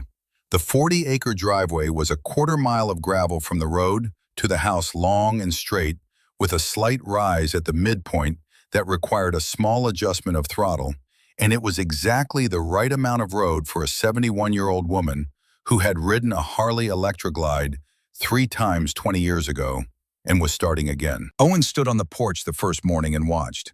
He had the expression of a man who understood that he was watching something important and was managing the impulse to say things that would not help. Max stood beside the bike as she mounted. He said the same things Roy had said 20 years ago. Weight on the left foot, right foot on the peg, clutch in, first gear, gentle. He said gentle the way Roy had said it, not cautiously, but specifically. Gentle is not weak. Gentle is control. She went down the driveway twice the first morning at a speed that would not have alarmed a careful pedestrian. She went down it 4 times the second morning faster. By the end of the first week, she was going to the road and back, using the slight rise correctly, not fighting the machine, but working with it in the way Roy had described, the way she had heard him describe it to Owen when Owen was 16, and learning when the whole family had been together and the 40 acres had been full of people. The bike felt like Roy in her hands. She did not say this to Mac. She did not need to. Mac understood it without being told because he had ridden beside Roy for 25 years and knew the particular way Roy had loved this machine and that the love was in every inch of its maintenance. By the end of the second week, Mac said quietly on the porch while Owen was inside making dinner that she was going to be able to ride it. He said it plainly not to comfort her, but because it was true, and he had assessed it honestly. "I knew that," she said. He looked at her. "Roy always said you were more stubborn than he was." Roy was wrong about almost nothing, she said. He was wrong about that. Mac almost smiled. She practiced every morning and every afternoon that was not occupied with Calloway's calls and the preparations for the hearing and the things that still needed doing on a 40-acre property, regardless of what was happening in courtrooms. The physical work of the land was stabilizing in the way that physical work is stabilizing, the way it was stabilizing for Owen working on the fences, the way Mac understood it on his own rides. Some things stay the same while everything else moves. The land required what it required. The creek ran. The ridge held its shape. You came back to those things and they anchored you. Callaway called with updates every 2 days. The state case was building. The AG's fraud unit had filed the pattern documentation that connected Decker's operations across 4 counties. The Preston case and the Atchison case were now part of the record. Roy's notebook had been submitted as evidence under a chain of custody that would be very difficult to challenge, and Callaway had engaged a forensic documents expert from the University of Tennessee who had examined the mortgage signature and the notebook and would testify to the distinction between them with the specific authority of a woman who had been doing this work for 22 years. Gerald Hogan had been notified that the state proceeding would include examination of filings in his court going back 8 years. His attorney had contacted the AG's office within 48 hours of that notification. "That is interesting," Callaway said. "It means he's considering cooperation," Owen said. "It means he's considering options," Callaway said, "which is a different thing. But yes, it means he understands that cooperation is potentially one of those options." Dorothy looked at the notebook on the table. Roy writing in careful, small letters about not being concerned. About the specific words of the instruction. "Does it change our case if Hogan cooperates?" she asked. "It makes the verdict faster," Callaway said. "It does not make it less complete." She thought about what complete meant. She had been thinking about it since the beginning of this. She wanted the land clear and the deed clean, and Harlan Decker in front of a court with the full weight of what he had done on the record. She wanted Whitmore's license examined by the Bar Association.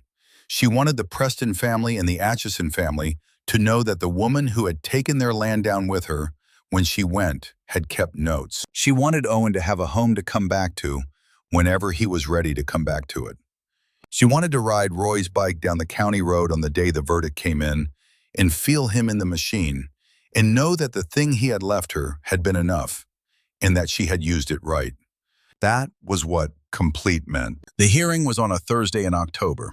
The leaves had turned the way Tennessee leaves turn in October, which is to say, completely the whole ridge going gold and red, and the particular deep orange of the oaks that had been there since before any of the current generation of people thinking about them. Dorothy had always loved this time of year.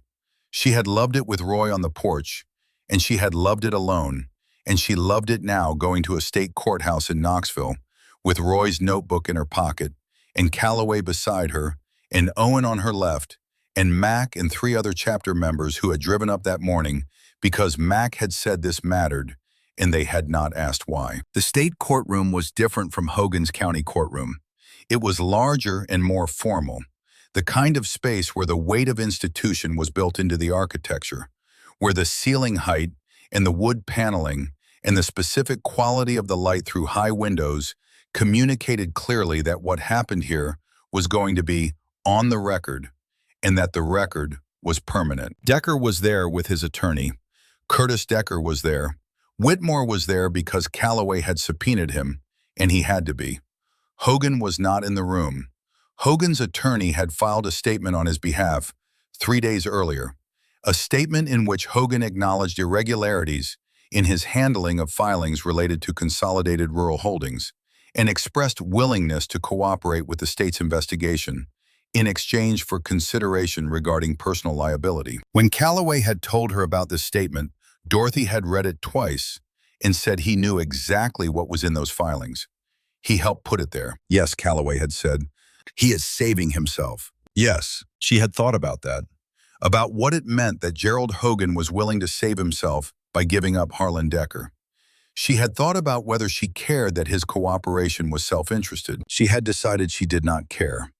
What mattered was what ended up on the record. The state proceeding was organized around the pattern evidence. The AG's attorney was a woman named Rebecca Cross, 41 years old, who had the precise and unhurried manner of someone who had spent 16 months preparing this room and was not going to rush through it now that she was in it. She presented the documentation of the 4-county pattern with the kind of clarity that makes complex fraud comprehensible, building each element from the previous one, so that by the time she was done, The architecture of what Decker had built was visible to everyone in the room in its full construction. Then Calloway presented Dorothy's case. He presented the letters from Consolidated Rural Holdings.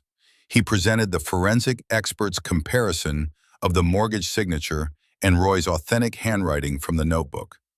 He presented Roy's notebook itself, reading the relevant entries into the record in the measured pace of a man who understood that every word in them mattered. The courtroom was quiet when he read the last entry, the one about telling her, the one Roy had not gotten to. Dorothy did not look at the document when Calloway read it.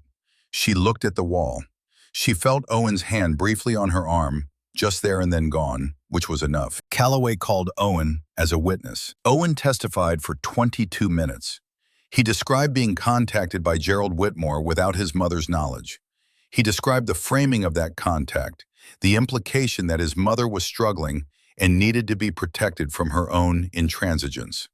He described the specific word choices Whitmore had used that he now understood in the context of what he knew had been designed to position him as an agent of the sale rather than an advocate for his mother. He was precise and direct and did not editorialize. He let the facts carry the weight. He looked very much like Roy when he testified. Dorothy noticed this from where she sat. She thought Roy would have had several things to say about watching his son in a courtroom, telling the truth clearly and without flinching. She thought what Roy would have felt watching that. When the cross-examination attempted to suggest that Owen's testimony was motivated by personal financial interest in the property, Owen looked at Decker's attorney with the expression of a man who has prepared for exactly this, and said, "My interest in this property is that it is my mother's home, that my father built it and maintained it for 30 years, and that the people in this room tried to take it from a 71-year-old woman using a signature they forged after the man who might have defended it was dead." He paused. "I don't have a financial interest. I have a moral one." There was nothing to cross-examine after that. When Whitmore was called, he had the appearance of a man who had been warned by his own attorney about the limits of what cooperation was available to him, and was navigating those limits in real time. He confirmed that he had called Owen Briggs. He confirmed that his communication about the property had not been authorized by Dorothy Briggs. He gave answers that acknowledged the facts while declining under advice of counsel to explain the relationship between those facts and his arrangement with Decker. The arrangement was not difficult to infer. The state's case did not require his explicit testimony on it. At 3:15 in the afternoon, the state court judge, a 60-year-old woman named Felicia Armstrong, who had presided over property law in East Tennessee for 14 years, closed the hearing for deliberation. Dorothy went out to the hallway. Owen came with her. Mac was there, which she had not expected because she thought he was with the other chapter members in the parking lot. "How did it go?" Mac said. "Calloway is cautiously optimistic," Owen said. Mac looked at Dorothy. She looked at the courthouse wall, at the institutional quality of the plaster, and the light fixture overhead, and the sound of the building doing what buildings do, existing around the human things that happen inside them. "Roy's notebook is in the record now," she said. "Whatever happens, it's in the record." He said what he needed to say. Mac looked at her for a long moment. His face did the thing it did when he was feeling something he was not going to perform. He nodded once. They went back inside. Judge Armstrong returned to the bench at 4:40 in the afternoon. She delivered her ruling in the measured language of a court record, which means it was comprehensive and specific and careful, and took 20 minutes to say what amounted to three things. The first, the foreclosure notice filed against the Briggs property, was based on a fraudulent document and was null and void. The second, the matter was being referred to the State District Attorney's Office for criminal fraud prosecution of Harlan Decker and Curtis Decker, with the court's recommendation for immediate action. The third, the conduct of Gerald Whitmore, as it appeared in the testimony and documentation of this proceeding, was being referred to the Tennessee State Bar for investigation. The fourth thing, which was not in the ruling, but which Rebecca Cross told them in the hallway afterward, was that Gerald Hogan would be required to appear before the State Bar and the District Attorney's Office in the following 60 days. and that the AG's assessment of his cooperation would significantly shape what those appearances produced. Dorothy stood in the courthouse hallway with Owen on one side and Mac on the other, and Calloway telling her what the ruling meant in practical terms for the deed and the property record, and what the timeline would look like for the various proceedings now in motion. And she listened to all of it and understood all of it, and held the notebook in her pocket with both hands. Then she said to Owen, "I need to make a call." She stepped to the window at the end of the hallway. She called Patty Dunleavy at the post office, not because Patty was involved, but because Patty had recommended Whitmore, and Patty deserved to know, and because Patty knew everyone in Millhaven. And by 7 that evening, the county would know that Dorothy Briggs had gone to state court and won. Then she stood at the window and looked out at the Knoxville street below, in the October sky above it, the deep blue of a Tennessee October afternoon, clear and cold and beautiful in the specific way of fall, when everything is at full color before it goes. She did not say anything out loud. She said what she needed to say in the inside way, the way you speak to someone who is not in the room, but who you know is somewhere receiving it. She said, "We won, Roy. Your notebook, your careful notes, your walnut box. We won." She stopped. The building needed the roof fixed, and the east fence needs another season. And Owen is here, and he is all right, and he is going to be more all right as time goes on. She stopped again. "I've been riding your bike. I'm not as good as you, and I'm better than you expected, and I know which one of those facts you care more about." She almost smiled. "I'm taking her out today. On the road. I want you to know that." She put the notebook back in her pocket. She walked back to Owen and Mac and Calloway. "Let's go," she said. The 3 chapter members who had driven up that morning were in the parking lot with Mac's truck and 3 bikes because Mac had told them to be ready, and they were ready. When Dorothy came out the courthouse doors, one of them, a heavy-set man named Grady Holden, who had been riding with the Iron Covenant for 19 years, and had known Roy Briggs since before Owen was born, looked at her and said, "We heard it went right." His voice was gruff and simple and entirely genuine. "It went right," she said. He nodded once. "Good." Mac had Roy's bike in the back of his truck, under the fitted canvas cover. He had driven it up instead of trailering it because trailering it felt like the wrong gesture for the day. Owen helped him lower it from the truck bed, and Patch, who had driven up separately that morning because Mac had called him and he had not hesitated, checked it over quickly with the practiced eyes of a man who does not let a machine he has worked on go out on a road without one more look. "It's right," Patch said. "She's ready." Dorothy stood beside the bike. She was in her riding jacket, the one she had ordered 2 weeks ago. A good one, dark brown leather, practical and not decorative. She had her gloves. She had her helmet. She put her helmet on. She mounted the bike. She felt the weight of it settle under her, the familiar weight now 2 weeks of mornings in the driveway and afternoons on the county road, Roy's bike, knowing her hands the way machines know the hands that have cared for them. She put the key in. Owen was standing by Mac's truck watching her. His face had the arrangement of a man holding a great deal carefully. Mac was on his bike to her left, engine idling. The 3 chapter members were behind her. She turned the key. The Harley started on the first try, the way it had been starting every morning for 2 weeks. Clean and immediate, the engine finding its voice with the ease of a machine that has been brought back correctly and is now running the way it was designed to run. The idle settled.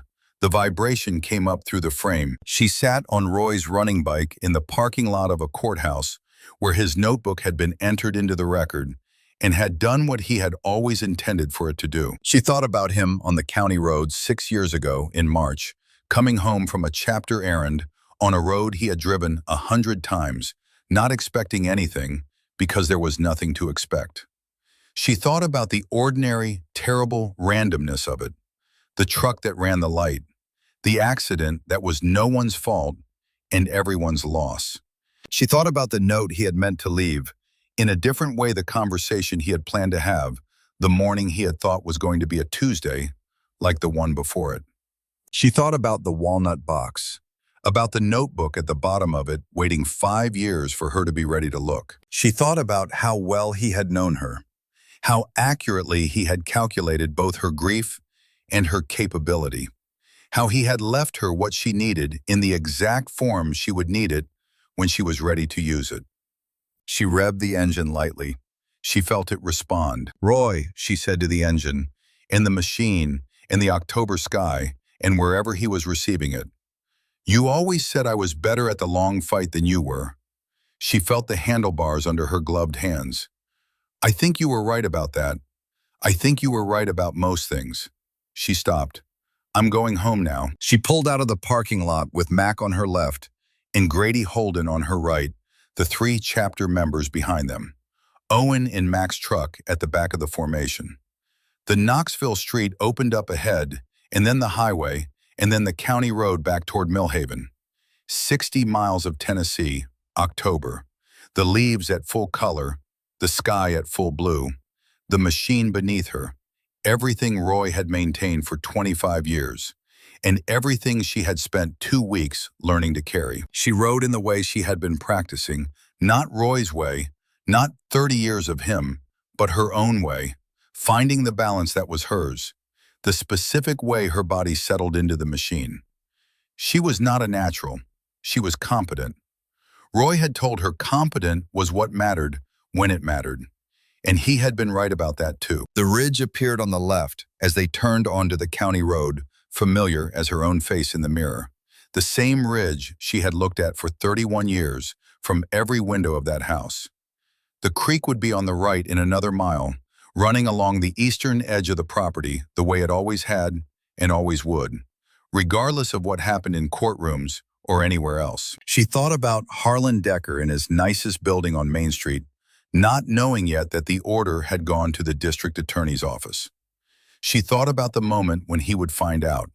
She thought about the specific quality of that moment for a man who had been confident for a very long time. She thought about Helen Preston and the Atchison family, about what it would mean when they heard. She hoped they would hear quickly. Calloway had said there were channels. She thought about Gerald Hogan in his chambers, deciding what cooperation meant to him.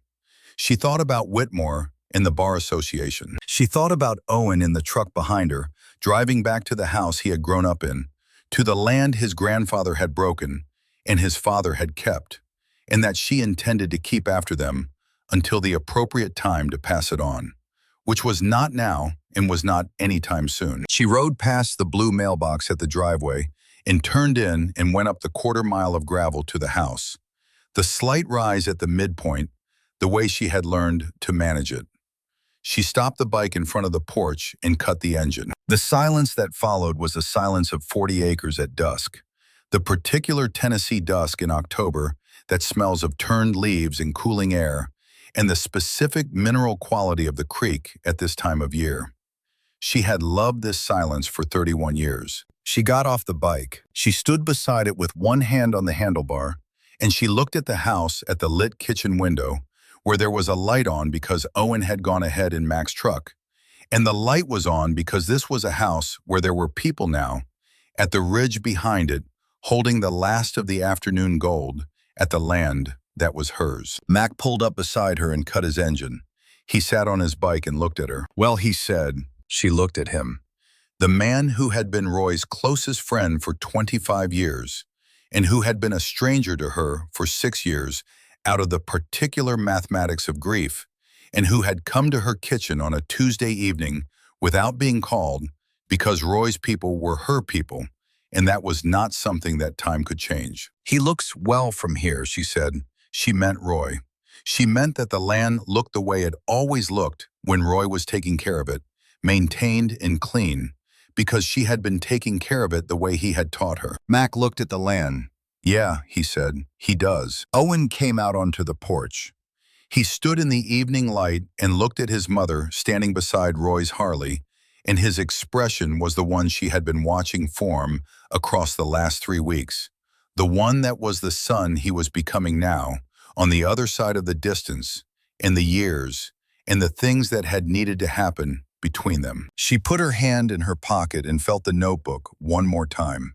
Then she took it out and set it on the bike seat where she could see it.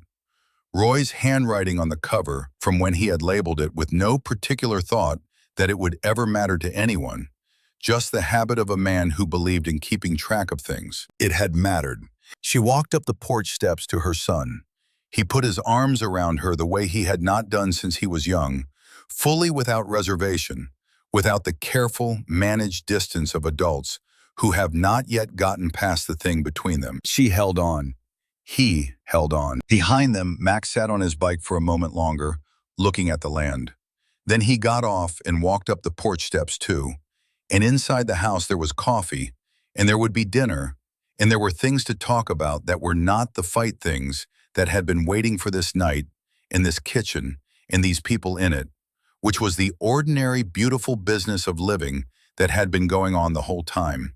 Patient as the creek, patient as the ridge, patient as 40 acres waiting for the people who loved them to get back to the work of it. The notebook was on the seat of the Harley. The deed was in the house. The land was there. Roy Briggs had been 3 steps ahead. He had left what was needed in the right place at the right time, and it had been enough. It was, she thought, going to go on being enough for a very long time. She went inside. She made coffee. She looked out the window at the ridge in the last light, and at the Harley on the gravel, and at the 67 bikes that would be riding through this county next weekend. When Mac coordinated the 3-chapter meeting, he had rerouted 34 of them, Iron Covenant 33, from the 2 allied chapters, and they would come down the county road past the blue mailbox in a formation that everyone in Millhaven would see, and they would all know what it meant. They would know whose land this was. They would know whose widow this was.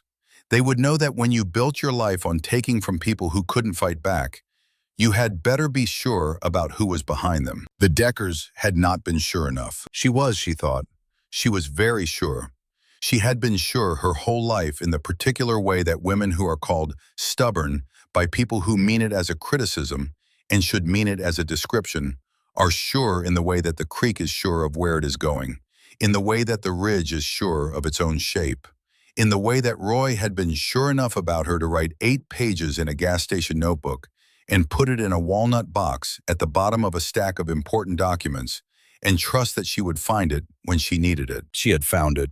She had used it. The land was hers. The coffee was hot, and Owen was at the table, and Mac was at the door, and outside the Tennessee dark was coming in over the ridge, the way it came in every evening, enormous and unhurried, doing what it had always done. The same dark Roy had stood in 1,000 times. The same dark she had stood in after him. The same dark that would go on doing what it did long after all of them were elsewhere. She poured the coffee. She sat down. She put her hands around the mug the way Roy used to, and the way Mac had that first night, and the way Owen did now across the table, all of them in the warmth of the same kitchen, in the warmth of what the land had held for them while they were figuring out how to come back to it. Outside, the 40 acres lay in the evening quiet, patient and large in there. They always would be. The next 3 days had the quality of aftermath, the particular quiet that settles after a long tension has finally resolved. Not empty quiet, but full quiet, the kind that comes when there are no more emergency calls, no more Callaway with updates that require immediate attention, no more Whitmore to not call back. The machinery of what had been set in motion was running in its proper channels now, without requiring her to push it, and Dorothy Briggs found herself in the unusual position of having time. She used it on the land. She had always used difficult time on the land. She walked the fence line with Owen on the Saturday morning after the verdict, the 2 of them, in the early cold, with the leaves at peak color, and their breath visible, and their boots on the same ground that Roy's grandfather had walked, and Roy had walked before either of them had been old enough to understand that walking ground together was a form of saying something that doesn't require words. Owen carried tools. She carried the list of what needed attention. They worked methodically, the way she worked everything, without rushing, without needing the work to go faster than it could go. At the midpoint of the east fence line, where Roy had replaced 3 posts in 2011 and had marked the new posts in his particular way, a small notch at the top that nobody else would notice or understand. Owen stopped and put his hand on one of the marked posts. He marked them, he said. Yes, so I would know which ones were newer, which ones might need attention first. Owen looked at the notch. Small, careful. The kind of mark a man leaves when he is thinking about the person who will come after. He was always doing that, Owen said, thinking about who came after. Yes, she said. He looked at the fence line going east toward the creek. He was not talking to me when he was doing that. He said it quietly, not with bitterness, with the clear-eyed accounting of a man who has done the real work of understanding something difficult. He was thinking about you, this place, the people who would be here after him. He was thinking about you too, Dorothy said, just differently. Owen was quiet for a moment. He probably knew I'd come back eventually, he said. He never doubted it, she said. He never said a word against your leaving to me. Not one word in 26 years. Owen pressed his mouth together. He looked at the post, the small notch, his jaw. I'm going to fix the section at the north end, he said, the one that needs new posts before I go back to Nashville. He paused, and I'm going to come back at Christmas, if that's all right. It's always all right, she said. It has always been all right. He nodded. He picked up the tools and they walked on, continuing the fence line inventory the way you continue necessary work, one step at a time, in the right direction. Max stayed through Sunday. He was not a man who stayed long when the urgent thing was finished. He had a life 60 miles south and a chapter that needed its sergeant-at-arms. But he stayed through Sunday because there were things that belonged to Sunday in a house that was settling back into its ordinary rhythms after extraordinary weeks. He sat on the porch with her Sunday morning, with coffee the early cold to ridge, in the full beauty of peak October, and he said what he had been circling since the first night. Roy asked me once, maybe 2 years before he died, if I thought the chapter would take care of you if something happened to him. He looked at his coffee. He didn't say when something happens. He said if. He was trying to make it hypothetical so it wouldn't frighten me. Did it frighten you, she said? Thinking about losing Roy, Max said. Yes, he paused. I told him the chapter would always take care of his family. That was chapter code, and Roy's family specifically. He looked at her. I meant it when I said it. She waited. I did not do it, he said. He said it flatly, the way she had come to understand. He said the true things without decoration. When Roy died, I was in my own grief, and I told myself you needed space, and I gave you space when what you needed was presence. And I have been carrying that for 6 years. She looked at the ridge. I came when I heard about Decker because it was actionable, he said. There was something I could do. He paused. I have been better in my life at doing than at being. Roy used to tell me that. I thought he was wrong. He was not wrong. She looked at him. Mac Monroe, who had been Roy's closest friend and who had been the chapter's logistical backbone for 25 years, and who had managed the last 3 weeks with the competent precision of a man who was very good at doing. He was right about most things, she said, as I have established. Mac looked at her for a moment. Something in his face that was not quite a smile, but held the shape of one. The chapter wants to know, he said, if you'll come to the anniversary ride in the spring. It's a 3-day canyon route. It's where the chapter started. Roy was on the first one. He paused. We renamed it 3 years ago. He looked at her. It's the Roy Briggs Memorial Ride. She had not known that. He could see that she had not known it. You didn't tell me, she said. You weren't answering, he said, simply, without accusation. She sat with that. With the knowledge of what had been going on without her for 6 years, the ways that Roy continued to be present in the world she had been absent from, the ways that his people had been keeping him. You should have kept trying, she said. Yes, Max said. I should have. They sat with that for a moment, the honest acknowledgement of a mutual failing that could not be undone, but could be understood and moved past. She was good at moving past things. Roy had taught her. Roy had been good at it himself. I will come in the spring, she said. Mac nodded. And I will ride, she said. Roy's bike. My way. He looked at her. His way was your way too, he said. You just didn't know it yet. She thought about that, about the 2 weeks in the driveway and on the county road finding the balance that was hers the way she had described it to herself. Her own way. But the machine was his machine, and the road was his road, and you could not fully separate the two. Maybe that was the point. Maybe that was what it meant to learn something from someone you had loved for 30 years, that eventually their way and your way were the same way, because you had been going in the same direction long enough. Maybe she said. Mac finished his coffee. He stood up and stretched in the way of a man whose body has miles in it and manages them consciously. He looked at the ridge. He looked at the 40 acres in the October morning. "This is good land," he said. "Yes," she said. "Roy took care of it." "We both did," she said. He looked at her for a moment.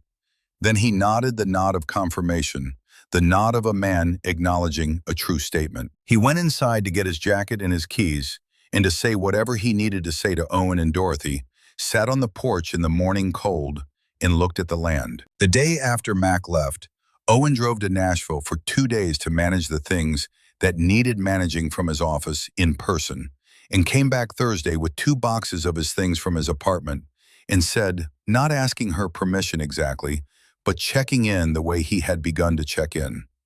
"I'm going to stay through November if that's all right. There are things here that need the time." She looked at the boxes. "Your father's study still has his desk," she said. "It needs to be his room again." Owen looked at her. "It can be both," she said. "It can be Roy's desk and your room. Both things can be true." He almost smiled. He picked up the boxes and took them down the hall. She went to the kitchen and started dinner. The first week of November, Calloway called with an update. The district attorney's office had moved fast, which was the AG's influence making itself felt in the timeline. Harlan Decker had been formally charged with 4 counts of property fraud across 2 counties, with more counts expected as the pattern documentation was processed. Curtis Decker had been charged as an accessory. Gerald Whitmore had surrendered his law license pending the bar investigation, which Calloway said was as complete an admission of culpability as the bar process produced. Gerald Hogan's cooperation had bought him a negotiated outcome that kept him out of criminal proceedings, but ended his time on the bench permanently. There would be restitution proceedings for the Preston family and the Atchison family. Calloway was coordinating with their representatives. Dorothy listened to all of it and said when it was finished, "Thank you, James." She had not called him James before. He had been Calloway. Now she said, "James." There was a brief pause on his end. He said your husband was a meticulous man, and he left you a formidable instrument. The rest was making sure the right people heard it. "Roy would have liked you," she said. "I hope so," Calloway said. "He sounded like someone I would have wanted to know." She hung up. She went to the window. The ridge was bare now, the leaves down the trees showing their structure. The way trees do in November, their architecture visible without the ornament of leaves. And there was something honest and clear about it, something she had always appreciated about November in Tennessee, the land showing you what it was made of when it was not dressed for anything. She put her hand in her pocket. The notebook was there. She had been carrying it for 6 weeks. She took it out and looked at it, the soft cover, Roy's initials in his handwriting on the back, the habit he had of marking his things. She carried it to the study. Owen was at Roy's desk with his laptop and his coffee and the particular look of a man who was exactly where he needed to be. He looked up when she came in. She set the notebook on the corner of the desk. "That belongs in here," she said, "with his papers." Owen looked at the notebook. Then he looked at her. "Yeah," he said, "it does." She left it there. She went back to the kitchen. The 67 bikes came through on the second Saturday of November, rerouted from the canyon route as Mac had arranged, coming down the county road in the November morning with the particular sound of organized motorcycles that carries further than any other mechanical sound in a rural valley. Dorothy heard them from the kitchen before she saw them, the low, organized thunder of it, and she went to the porch. Owen came out behind her. The formation came down the county road in the gray November light, 67 bikes in a column that stretched back further than she could see from the porch, 2 abreast, running at a respectful speed. Mac was in front. She could see him from here, the familiar shape of him on his machine. He had told her the route, and she had thought about where she wanted to be for it, and she had chosen the porch. The formation slowed as it reached the driveway. It did not stop. It did not need to stop.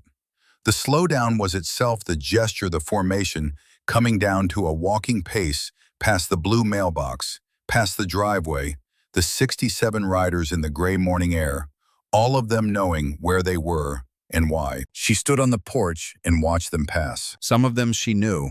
Most of them she did not. They were Roy's people in the way that the chapter was Roy's people, and they were hers in the way that the chapter was hers, whether she had been present to claim it or not. They had kept his name on the spring ride. They had rerouted on a November Saturday. They had come without being asked, in the way that people come when they have decided that something matters, and have decided it regardless of whether it costs them anything. Owen stood beside her. She did not look at him, but she could feel him there, present and steady. Roy's son, her son, the man he was becoming on the other side of all the years between them. The last bikes passed. The sound moved down the valley, growing quieter, the specific quality of a sound that has been present and is now going, leaving behind the quiet that is shaped by the sound that was there.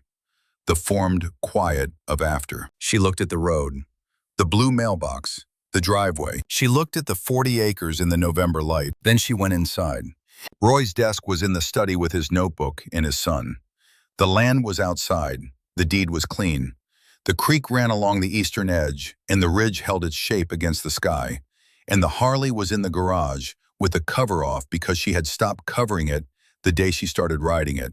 And it was just the bike now, Roy's bike and hers, waiting for spring. She put the coffee on. She looked out the kitchen window at the ridge. She thought about Roy writing in his careful, small letters about the land and the threat, and what she would need and where to find it. She thought about him putting the notebook in the box, setting it at the bottom, under the deed and the will and the other important documents, setting it where she would reach it when she was ready. She thought about how well he had known her, how accurately he had understood both what she was capable of and what she needed, and how she would need it. How he had loved her in the specific practical form of a man who understood that love was not a feeling separate from action, but was most accurately expressed through the way you prepared for the future of the person you loved. He had prepared for her future. She had used what he left. The coffee was ready. Owen appeared in the kitchen doorway, Roy's face in his bones, her jaw in his expression, more himself every day. She poured 2 cups. They sat down at the table together. Outside, the 40 acres lay in the November quiet, patient, and large. And there, as they had been for 3 generations, as they would be for whatever came next. The creek ran, the ridge held, the land was theirs. The spring came the way spring always comes in Tennessee, not suddenly, but in the specific accumulation of small changes that you barely notice individually until one morning you look up and the ridge is green again, and the creek is loud from the snowmelt, and the air has the quality it only has in April, clean and sharp and full of what is coming. Dorothy had been riding the Harley twice a week through December and once a week in January when the cold made it inadvisable to ride more often. And she had not listened to that advisability and had ridden anyway. Mac came up 4 times through the winter, not for emergencies, but for visits, which was a different thing, and which she had come to look forward to in the uncomplicated way she had not expected to look forward to anything new. He sat on her porch and drank her coffee and talked about Roy the way you talk about someone when the grief has moved from the sharp stage to the permanent stage, settled present, something you carry without being unable to move. She talked about Roy too. She had not done that for 6 years with anyone who had known him as well as she did. Owen was there for Christmas and stayed 3 weeks and drove back to Nashville in January with the first box of things from the study organized the way he wanted them organized. Now his presence overlapping with his father's in the room, in the way that time overlaps when 2 people use the same space at different points. The past not replaced by the present, but inhabiting it, both there, if you knew how to look. He called twice a week. She was not a phone call person, and neither was he, but they called anyway, which said something about what had changed between them. On the morning of the Roy Briggs Memorial Ride, the third Saturday of April, she was in the garage at 6:30 with coffee and the bike, and the particular quality of an early spring morning that makes everything feel possible, because the darkness has just lifted and the day has not yet declared itself. She did the check that Patch had taught her and that Mac had reinforced, and that she now did from memory, methodical and complete, the way Roy had always done it. The machine deserved to be ridden by someone who paid it the same attention he had paid it. She intended to be that person. Owen was on the porch when she brought the bike out. He was in his jacket and his boots, and he had the look of a man who was going to say something and was choosing how. "I want to come," he said, "to the canyon route. If there's room for a non-member." She looked at him. "There's always room," she said, "for Roy Briggs's son." He had his own bike now.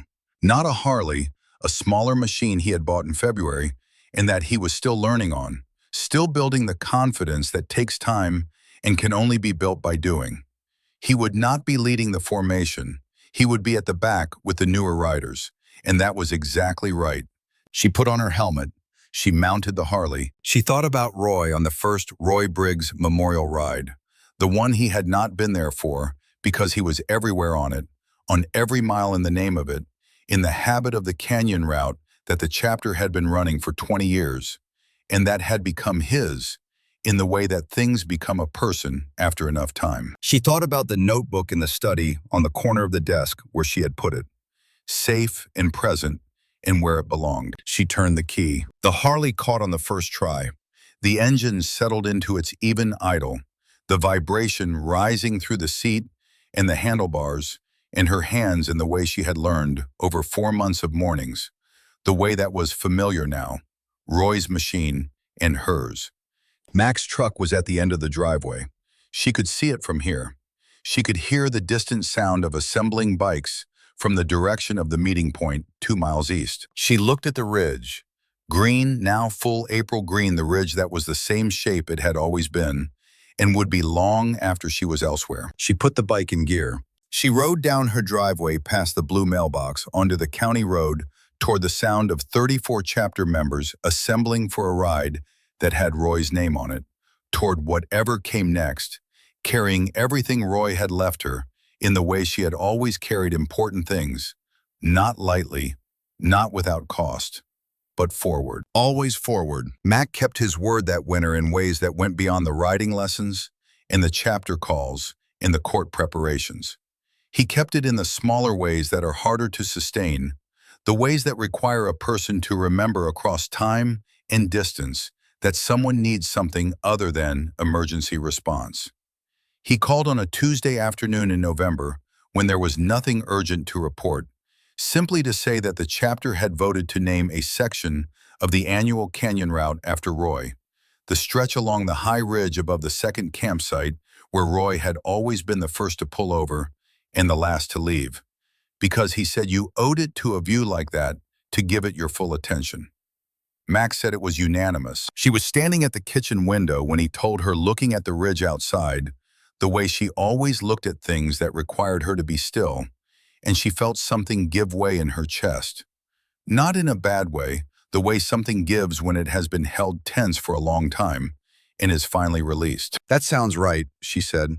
Max said Roy used to stop in exactly the same spot every year, same rock, same angle, like he had measured it once and come back to the measurement. "That sounds like him," she said. He was quiet for a moment. She could hear the road outside his window, 60 miles south, a different valley from hers, but the same kind of country.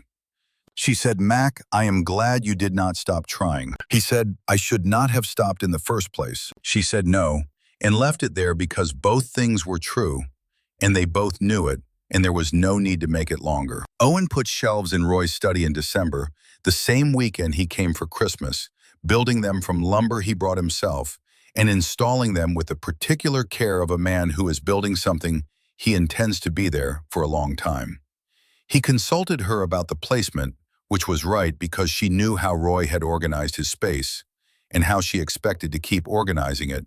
And Owen listened and adjusted without argument, which was also right and which was new in him, or not new, but visible in a way it had not been before. He put Roy's books on the shelves in the order they had been in the old arrangement, the arrangement she remembered from 30 years of walking into that room. And she came to the door and looked at it and thought, there it is, and felt Roy in the room so specifically that she stood in the doorway for a long moment before she went in and sat in the chair by the window and looked at the ridge and let the feeling of him be there with her instead of walking away from it. She had been walking away from it for 6 years. She did not need to walk away anymore. She had the notebook on the corner of the desk, and the deed in the drawer, and the bike in the garage, and her son building shelves in her dead husband's study on a December afternoon while the first cold of winter came in over the ridge. She had everything Roy had meant for her to have. She was not going to waste any more time being somewhere other than where she was.